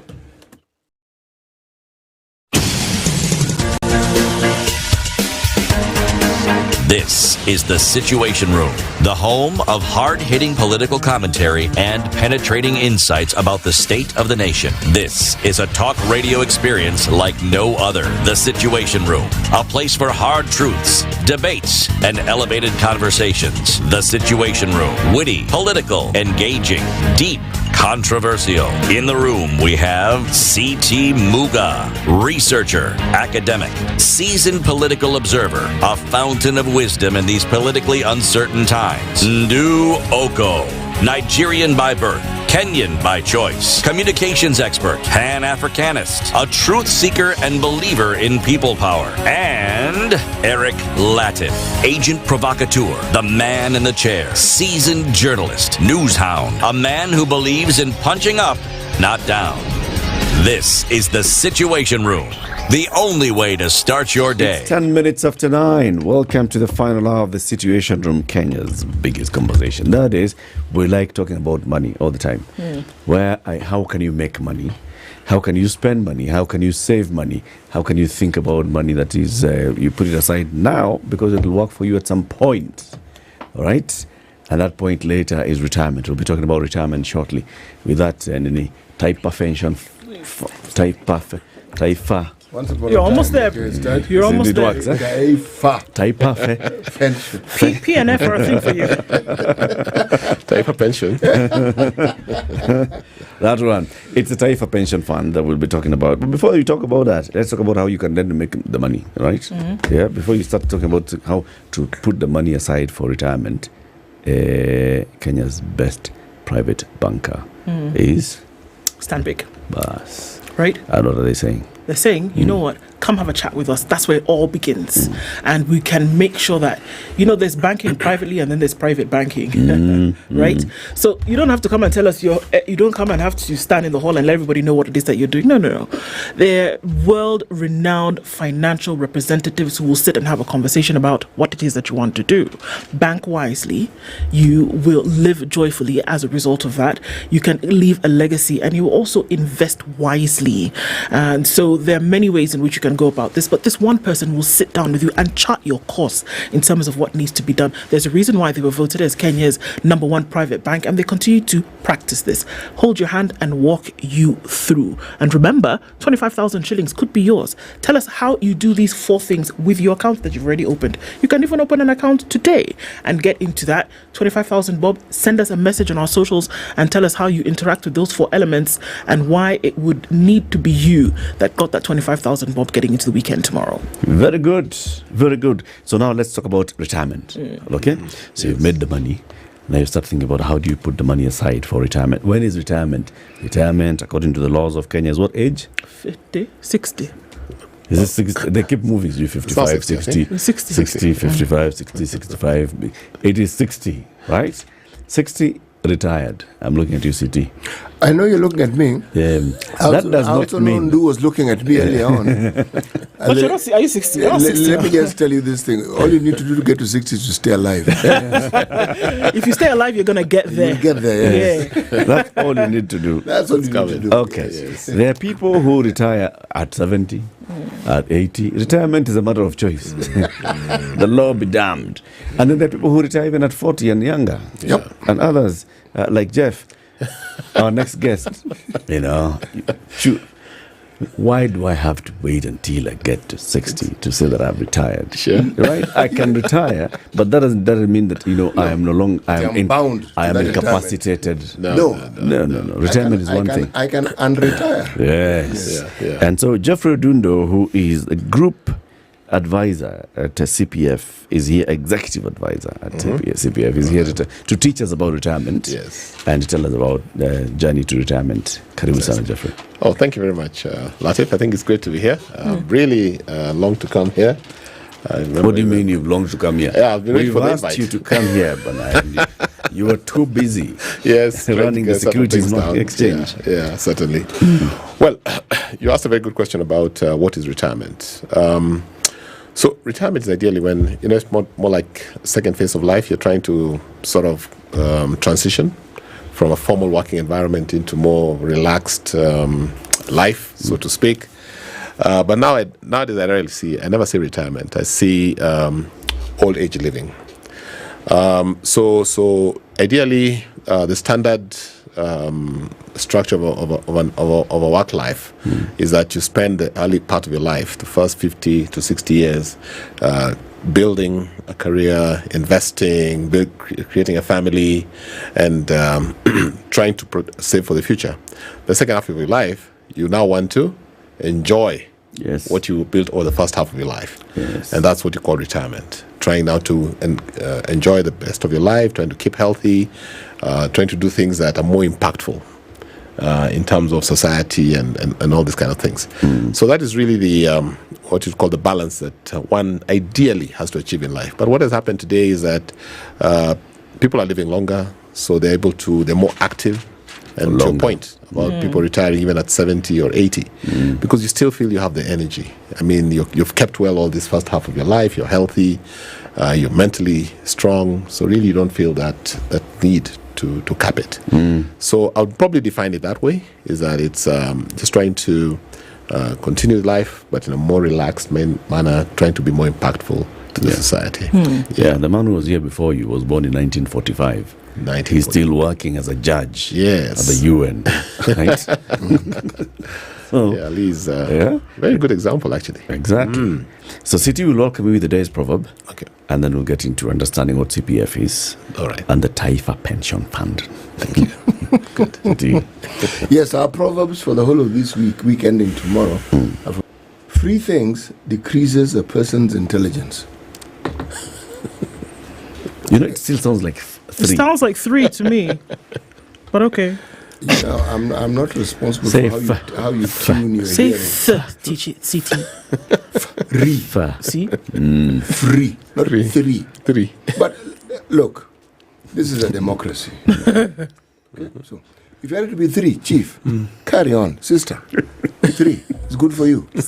So be it. The best things come in 3. But yours is free. It is free. Okay. Yours is free. But yours can be 3. Yes. Via Bwerere. Sawa. Ubwete. Jeff, what's your interpretation of this? When they say free things do what, City? Come to those who wait. No. Free things decreases a person's intelligence. Meaning, if you had intelligence, kiasi, free things come. It goes to almost 0. This is what you do to us every morning. You give us 3 free sweets. Yeah, and then now we just become like whatever. If you have 3 things in your head, okay. Can you imagine? City gives us 3 free sweets every morning. Yes. To just decrease our intelligence. They are not free. I kind of resonate with it. I mean, can you imagine if today we just woke up and found, I just said, let me have breakfast and pop, there it is. Let me do this, there it is. I mean, you'd not have time for engaging your mind to do anything because it's available. Yeah, so I totally agree with it. It's which is not necessarily a bad thing, right? You need intelligence so that it can earn you things. You two now, if the things are earned, yes. It's okay. Free is easy. Free is fine. So, it's a Burundian proverb. Okay. What do you think the Burundians are saying here, Jeffrey? Well, is it caution not to give or not to accept free things? I think they're challenging. The people that you got to think. I mean, you think about it today. What is the one thing that Africans enjoy in this continent? It's the weather.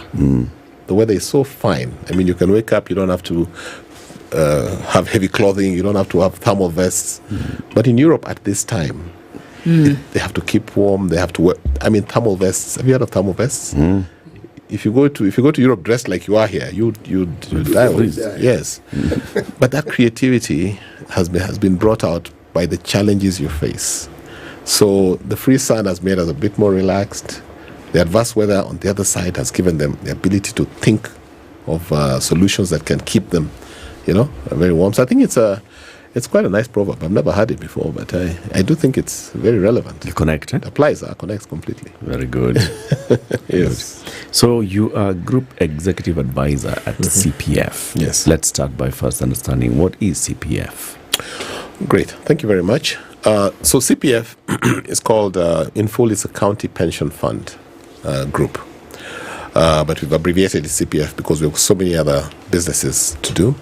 Now, this company was created by pension funds. Now, just for a bit of history, so CPF is a baby of the oldest pension fund in Kenya called LAP Trust Pension Scheme. Now, LAP Trust Pension Scheme was the scheme for local authority officers established in 1929. And it has been there since, and now it's a closed scheme, but still providing benefits to retirees. Now, over time, especially after the 2010 Constitution, we came up with a new fund called the County Pension Fund. This is because now we moved from local authorities into counties. So we have a second fund called the County Pension Fund, and it is now the fund for employees of counties. So LAPTOS was for officers. We still have some officers who had served before, so the past benefits are there, but the active employees are now members of what you call the County Pension Fund. And this is a fund, it's an umbrella fund for the entire 47 counties in the country. So they contribute to it. Within the County Pension Fund, we created a sub-fund called the Salih Pension Fund, and this is for our Islamic brothers. So it has got a unique structure. It complies with the Sharia laws, but it's for the Muslim fraternity. And so you find majority of the members of Salih are our northern Kenya counties and the coast. So we had to create that opportunity for them. We then have another fund called the Mwamba Trust Fund. Mwamba Trust Fund is a trust fund for benefits for deceased persons. Because we felt that when somebody is deceased and we have got all these benefits to pay out, sometimes a huge amount of money, and you want to make sure that the beneficiaries are protected. Most of the time are minors. And so we created that fund. We also have an individual pension fund, an IPP fund, and now we have the Taifa Pension Fund, which is a unique fund covering the entire Kenyan populace. This fund is open to small, medium, large employers who do not necessarily want to set up their own schemes, but want to be in a formal scheme. So we've created an umbrella scheme called the Taifa Pension Fund. The Taifa Pension Fund, right? So it's a large scheme all under this group. Yes. So all those pension funds then created CPF Financial Services, which is a fund administrator. Because now, as under the Retirement Benefits Authority regulations, trustees who are the legal owners of schemes cannot be the same people running the operations of a scheme. So you have to give some delegated powers to a specialist aid function. You can either do it as an internal administrator or you can externalize it to a professional administrator. So in this case, the funds decided to create an internal administrator, but they did that in form of a company called the CPF Financial Services. Now, because our funds are involved in many spheres of business, they're in property development, they're in IT, they've got all these services, they need insurance, we decided to spin off departments within CPF into companies. So CPF now has 7 subsidiaries which serve pension funds, but we've also gone to other third-party clients. So today we have a subsidiary dealing with insurance brokerage called LIB, Laser Insurance Brokers. We have a subsidiary that handles property called Laser Property. We have a subsidiary that does investments called CPF Asset Managers, a subsidiary that does payment solutions called Rukisha, a subsidiary that does advisory services called CPF Capital, and then we have a subsidiary that now does administration called CPF Financial Services. So they're all part of now CPF Group. Boss. Yes. Wow. This is a conglomerate. How much money are we talking about? So within properly under administration now by CPF Financial Services, and then just money that is floating within CPF Group. No money is floating. It's optimized. Okay. How much money is optimized? So the CPF Group currently has 220 billion under administration. 220 billion under administration. And I mentioned to you that we have our own captive funds. Yep. The five that I've mentioned, and then we also have non-captive clients. So today we are the administrators for the largest or the fastest growing pension scheme, which is a public service superannuation fund. So that plus our own funds gives us about 220 billion, and we're also the company that's going to be managing the Hustler component, the pension component of the Hustler fund. So you're talking about another 7 odd million people coming into that particular arrangement. So in aggregate, we are quite a phenomenal institution when it comes to the retirement benefits sector.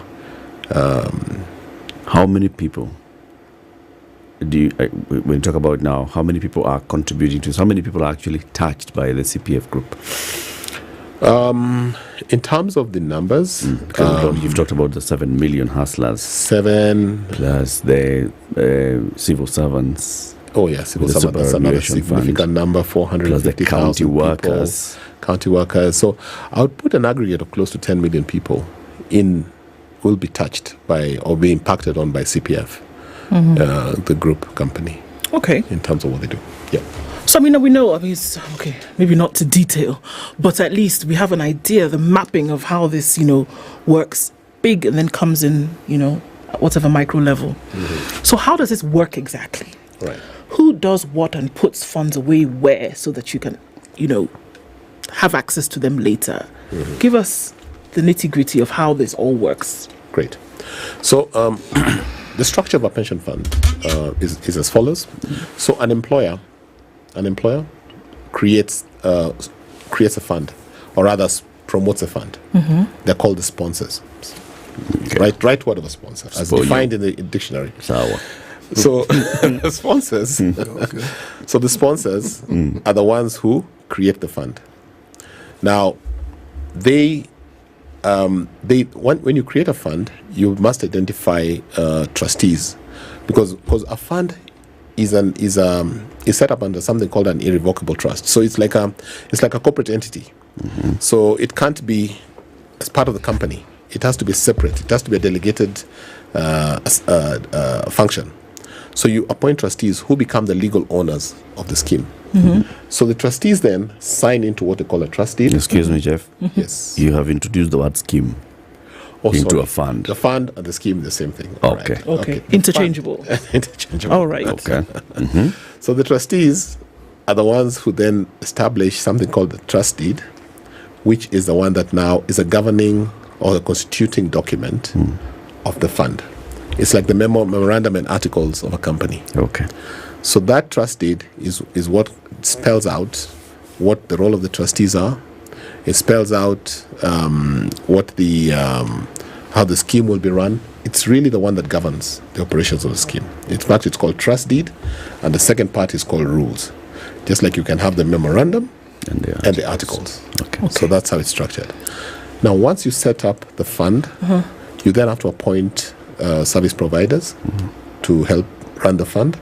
You must appoint an administrator, like ourselves, who carry out the entire operations of the fund in terms of receipting benefits, keeping records, accounting, payment of the benefits. All that is done by the administrator. You then have to appoint a fund manager who is an investment specialist. Their work is to invest that money. Right. The administrator cannot invest the money. The administrator and cannot be the same. Cannot be the same institution. Okay. And then the third party that you have is a custodian, where the money is kept. Okay. Now these are normally banking institutions, so they are the ones who keep the money. So how it works is that when the money is when you as a promoter or sponsor send the payroll, the pension payments, you submit those pension payments. That money is sent to a custodian. Okay. And then you submit a parallel record of the contributors of that money to the administrator. Right. I just wanted to ask something in here. Yes.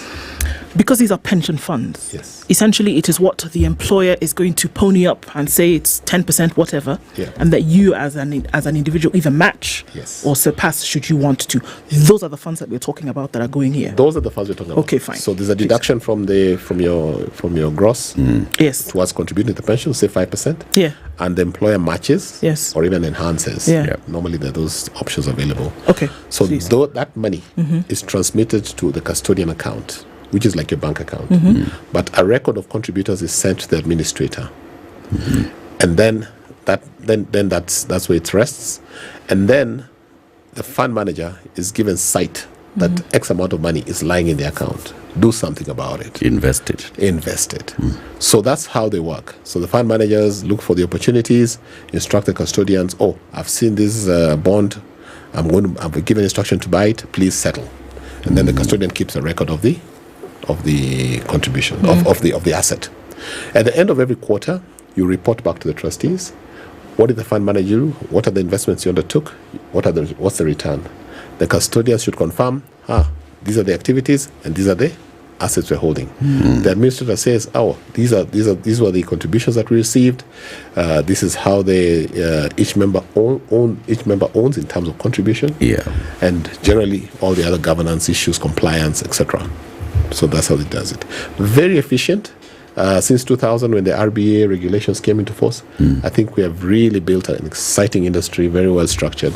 And so now the risk of money getting lost because you one guy did what is now, in fact, eradicated. Yeah, because of this structure of our checks and retirement balances. benefits. Yeah, the checks and balances. So CPF Financial Services is a what? Administrator, manager, or custodian? So we are an administrator primarily of pension funds. Okay. But I mentioned that within our group of companies, we have an asset management company. Yes. However, it only provides investment services for retail investors who want to invest in other products in the market. Okay. So it's more like a high net worth kind of business.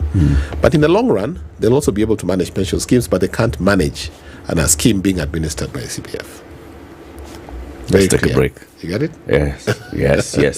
So now, yes. After this break, we'll talk about why should I think about? We'll talk about now this fastest growing Taifa pension fund. Yeah. What is it? What's the difference between the Taifa pension fund and the individual pension fund? Okay. Right. Very well. What's the difference between those two? Why should we consider this one? Let's take this quick break. It's 29 minutes to 10. Our guest this morning is a man who's experienced on these matters of money and managing money and moving money from here to there and so on and so forth.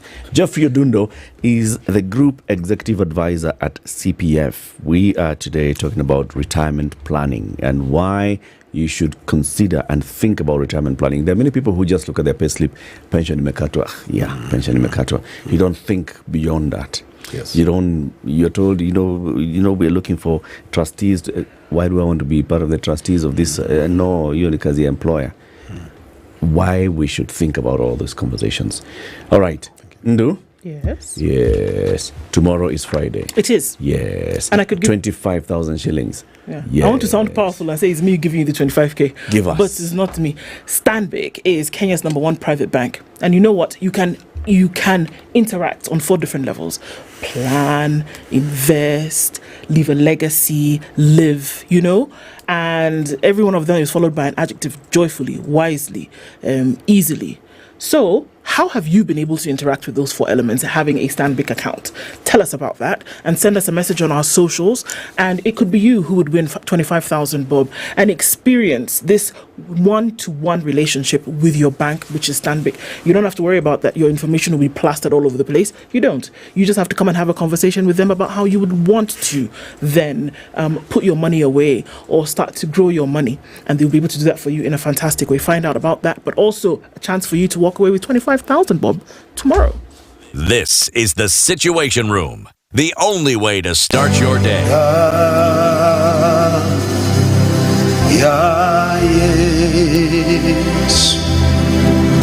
New life Life Prayer Center and Church chini ya Pastor Evangelist Ezekiel inakutangazia ibada kubwa ya meza ya Bwana. Tunapokutana kwa mwili wa Yesu na damu ya Yesu, tunapeana chakula kwa yule mtu wa ndani. Baraka za kufunga mwaka 2024, kupokea nyota, uponyaji, unabii pamoja na kufunguliwa kabisa. Ibada hii itafanyika tarehe 4 hadi tarehe 15 mwezi wa 12 2024. Mahali ni Mavueni, Mombasa nchini Kenya. Watu wa dini zote, watu wa mataifa yote mnakaribishwa. The weather with SpiceFM.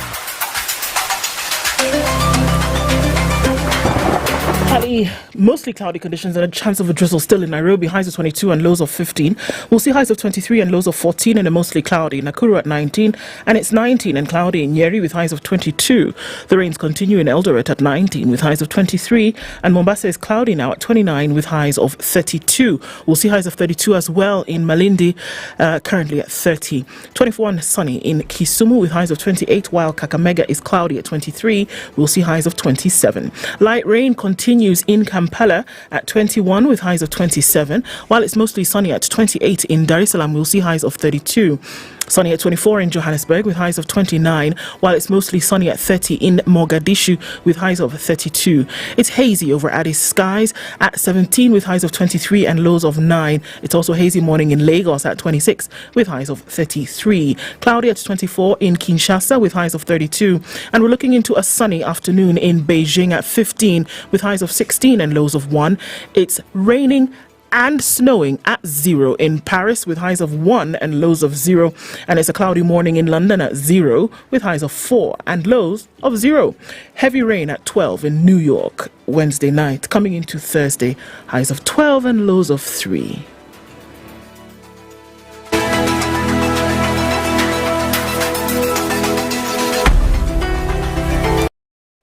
Okay, so coming to an out of traffic hour this morning, the rains are still coming down, so we're likely to see that traffic will clog up in certain parts.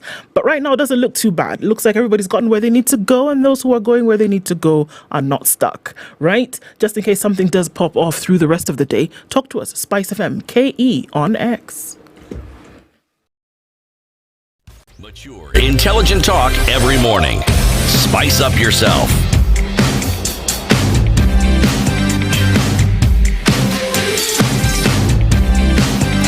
Mornings done right. 94.4 Spice FM, Nairobi. Are you thinking of retirement, and how are you doing with your retirement planning? Jeffrey Odundo, Group Executive Advisor at CPF, is our guest. We're talking about Taifa Pension Fund now, Jeff. What is it?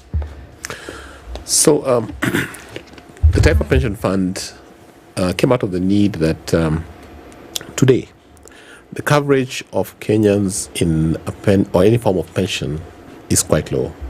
The RBS statistics, or Retirement Benefits Authority statistics, latest statistics, say that only 26% of Kenyans are covered into some form of retirement. Now, what is the risk? The risk here is that you're going to be, in the future, you're going to have what you call old age poverty. Because you're going to have a large populace of Kenyans, and now approximately today, 74% of those without any form of income at retirement. That brings pressure on governments to deal with the issues of social protection. It brings it slows down economic development. It has serious macro effects. So as an organization that is very connected to the economy and very, very keen on eradicating this social risk, we thought through and said, how can we help every Kenyan embrace some form of savings for their retirement? So today, if you want to set up a scheme, first of all, the cost of setting one up, the complexity, putting together all these players, it's ideally an organization that can do it. But what about you who has a member of staff in your house? So you've got a watchman, you've got a housekeeper, you've got all that. What's going to happen to them when they hit 50 or 60? We rarely think about that. And so at the end of the day, you've not done your social duty of ensuring protection in the future. So they'll always be coming for a handout, empathy, etc. Jeff, how many of them stay with you up to the time when they're 50? So, yeah, are they permanently employed? No. Well, by and large, they are casual laborers. If you look at just the turnover of that, by the way, let me just, the point you make is an extremely valid one. Yes. Okay. Insofar as you want to introduce them to something that will likely be of help to them, given that they're actually minimum wage earners. Yeah. Yes. Now, please continue. How do you incorporate them? But you have a civic duty, even at the very outset, to ensure that even if they left you 50 years from today, they will always remember that you give them a protection in their life, because we want to create a society of people who are very aware of ensuring that they protect themselves. So just back to that. So the Taifa pension scheme wants to bring in all these people. So CT today, you can be able, under Taifa, you can be able to enroll your employees into this scheme. You as an employer will just sign something called a deed of adherence. A deed of adherence is like a document where you say, I want to adhere to this scheme. I want to adhere to all the rules. I want to adhere to all the regulations. So your employees, the 2 or 3 employees, automatically then become contributors to this scheme. So you just make sure that your deduction, maybe you top up for them a bit, but now they get into that discipline of savings. Okay? So that is what we're trying to achieve here. So it's a scheme open to everybody, small, medium, large. Even individuals. Even individuals. Now, large employers today, for instance, for you to set up a scheme, you have to put together that structure. Now, that's not your core business. Yeah. You know, you can imagine appointing HR, appointing all these people. You call them trustees. You carry the risk of everything. Why don't you delegate all that to somebody else to do it? And so the Taifa pension scheme has a corporate trustee and all the service providers in place, and the structure sits. Excuse me, teacher.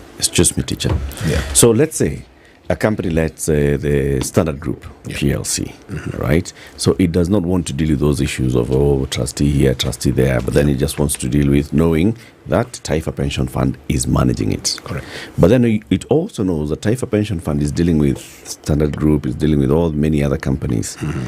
In terms of the welfare of the staff at Standard Group, how does the group ensure that the welfare of its staff are actually being taken care of by Taifa Pension? So within Taifa Pension Fund, the various policies that we have put in place. For instance, the most important one is the investment policy. So in the investment policy, we have spelled out how will the monies be invested. So if you're a fund of very young people, we can take an aggressive approach, put your money into more aggressive investment opportunities because you've got time on your side. If you're a company of older people, an aging population, we can go for a moderate. Okay, we can go for a very highly conservative. Yes. If you're within that band, you go for more moderate. So it has got that flexibility in terms of the investment policy character. True. The other issue about is how then do you make sure that staff, the communication documents are available, membership benefit statements are available, contribution records are available. So all that is captured within the fund. It's managed. We've got a very comprehensive system, very digitized, that allow you, Eric, to look at your fund value anytime. And you can then decide, I think my employer is not giving enough attention to my fund, let me top up. And that is the kind of thing that we're saying. So the fund is very, very comprehensively set. And now an additional feature that we have in this fund is what you call benefit wrappers. We have a wrapper that covers you and provides you with a last expense benefit, pays your shift if you want. It's called shift, right? If you want. Oh, sorry. No, you have to. Okay. So it provides disability benefits, insurance, group life benefits. Yeah. So it has got that wrapper embedded. Oh, it's embedded into the so fund. it's not an extra cost. No, it's not an extra cost. So it's all embedded in there. What happens is that when you contribute, we take certain small amounts and allocate to all those other comprehensive benefits. Right. At the end of the day, when something crystallizes, unfortunately, then you've got a surety that something will be paid. So that's Hold on. Sorry, no. With the other schemes where an organization has set up its own scheme and then it's dealing with someone else, there's an internal structure that says, so internally this is our committee that is dealing with our pension issues, right? Yes. And then we have now those are the guys who are the administrators. Yes. So how do you work with that? Because maybe an organization such as this one, over 1,000 members of staff, right? And then you're putting all this money into Taifa Pension Fund. Maybe you want to have internally, you want to have some, view into what's happening with the fund on behalf of your 1,000 members of staff. Yeah. So we absolutely don't eliminate the role of the promoter or the sponsor. You still have a role because the sponsors have to have sight of what's going in the fund. So you'll get your regular updates, regular quarterly statements out of the fund and what it's doing.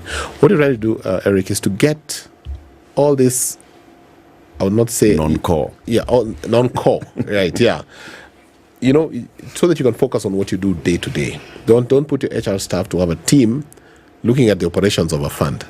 Delegate it to a separate specialist whose 100% day and night job is to manage pension funds. And that specialization is important in organizations if you want to be efficient, if you want to ensure it's well run. And you then hold somebody to account, which I think is something that's very, very beneficial. And I think that's the way industry should go. Yeah.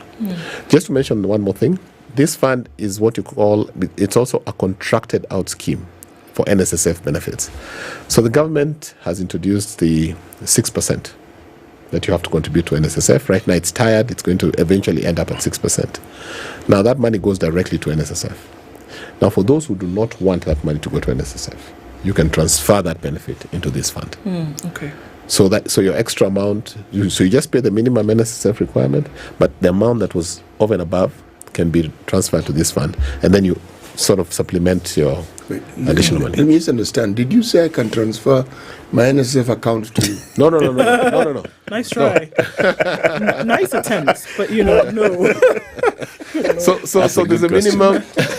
So there's a minimum amount that you contribute to NSF, but after the 6% increase, there's something they call Tier 2 contributions. So there are two contributions you make to NSSF. There's Tier 1. There's a mandatory, and Tier 2 additional.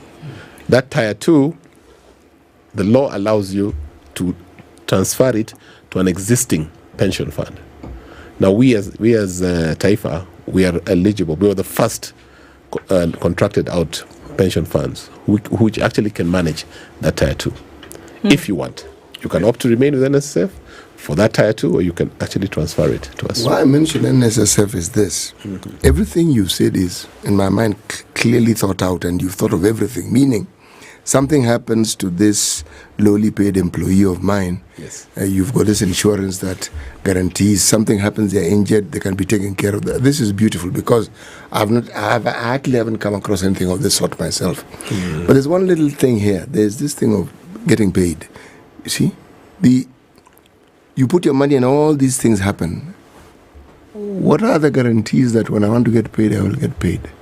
Now, I'm talking about people who are in my age bracket. When can I get paid? After how long do I need to put money with you before I actually get paid? Yes. What do I need to consider? Yes. So the Taifa Pension Fund, of course, let me speak from the fact that maybe you're an employee of Standard, and Standard has put your money into the umbrella scheme. Now, when you hit your retirement age, you'll be given options. When I hit my retirement age. Assuming it's 70. Nice one. So I've extrapolated a bit. So assuming it's 70. Yeah, let's go on. Yes. All right. So when you attain your retirement age, the scheme rules have specified that when you retire, these are the options. Number one, give me either refund of contributions with interest, which is a refund of contributions. Number two, take my contributions and now buy me a pension.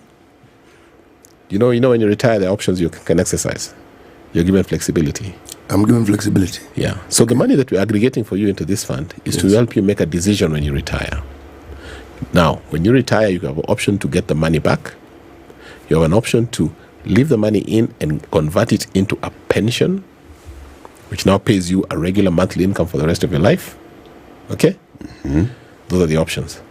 So that is a given. Upon attainment of that age, that option will be exercised.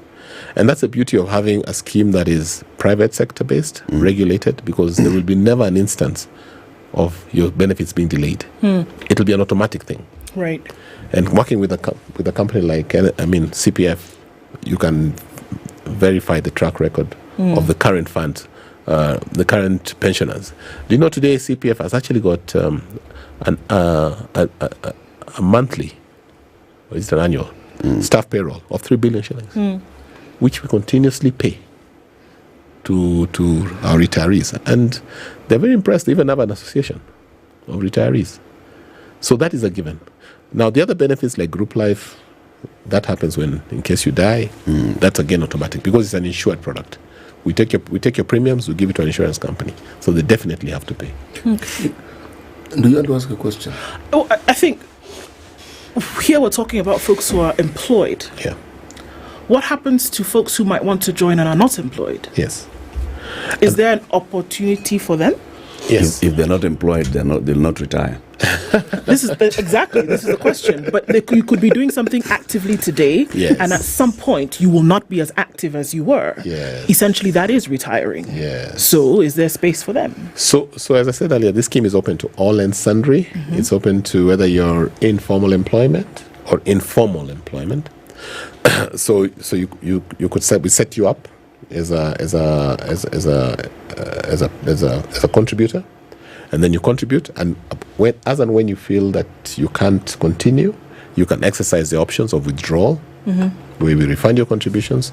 If you've hit 50, you can tell us, I think I have some money. Please buy as a pension for the future of my life. So you can do an individual scheme? It's very optional, yes. Okay. It's very flexible. And that's why we thought let's put all these features so that we don't leave anybody out. How old is this scheme? We launched it, was it last week? We launched it last week. But of course, it's been in the works for a while, putting together, making sure we get all the documents. It's already running. We already have members of the contribution scheme. So we just formally launched it about a week ago. Why I ask is because my mind goes to pension funds like, say, those who are in the railways. Painful to observe the suffering that these people have gone through. You contribute these things all your life, and suddenly you have assets, but somehow it's not working for you, and you have all these difficulties. If there is a pension fund that was situated within, say, a parastatal, because it's a government institution that are notorious for what I'm about to say. The scheme that you now advise, I'm trying to phrase this thing carefully.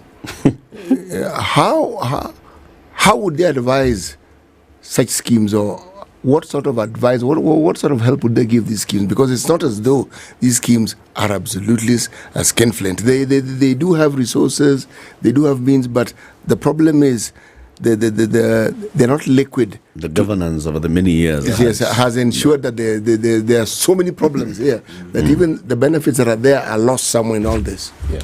Yes. You know, one of the benefits of coming to CPF is because CPF has got a very strong experience in managing pension funds. I mean, you're talking about, as I mentioned, 1929, a scheme that was operating then and is still alive today, and whose pensioners today are really well catered for.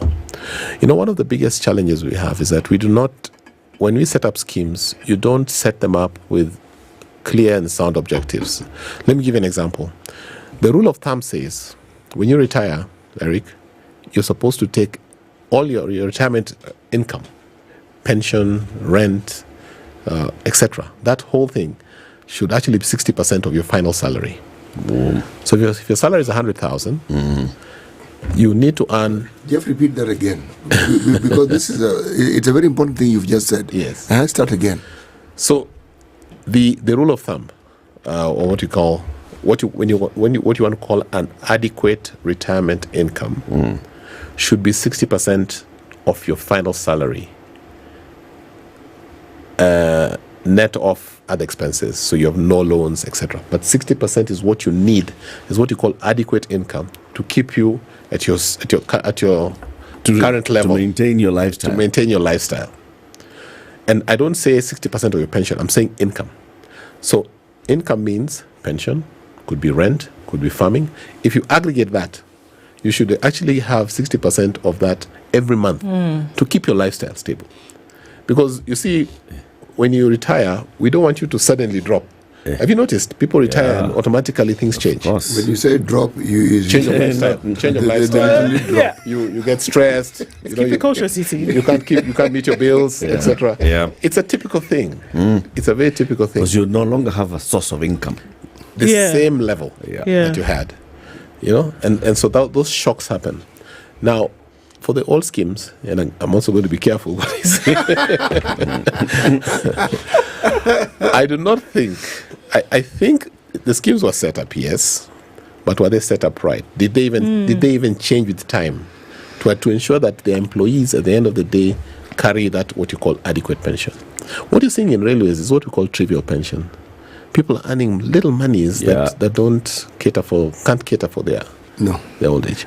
Now, what a scheme like railways should have done is liquidate some of those assets into more aggressive investments, like now treasury bills and bonds, which can then allow them to enhance the pension of their payroll members. I speak because I've had the benefit. I was one of the first fund managers for the railway pension scheme, and we dealt with the issues of how to convert some of those assets into liquid form. I dealt with issues of sentimentalism. Yeah, so you leave it where it is. You could say that the setup at that point was right. It was right. But the management going forward, I think is where now the evolution needed to happen a bit faster so that it can happen. So now the beauty with CPF, when you bring your scheme here, we will not just accept your terms. We'll tell you, Eric, I think it's good you're setting up this scheme, but the pension you want to promise to your employees is trivial. Why don't you do A, B, C, D, or even talk to them to enhance a bit, and you enhance a bit to encourage them, so that they get used to it.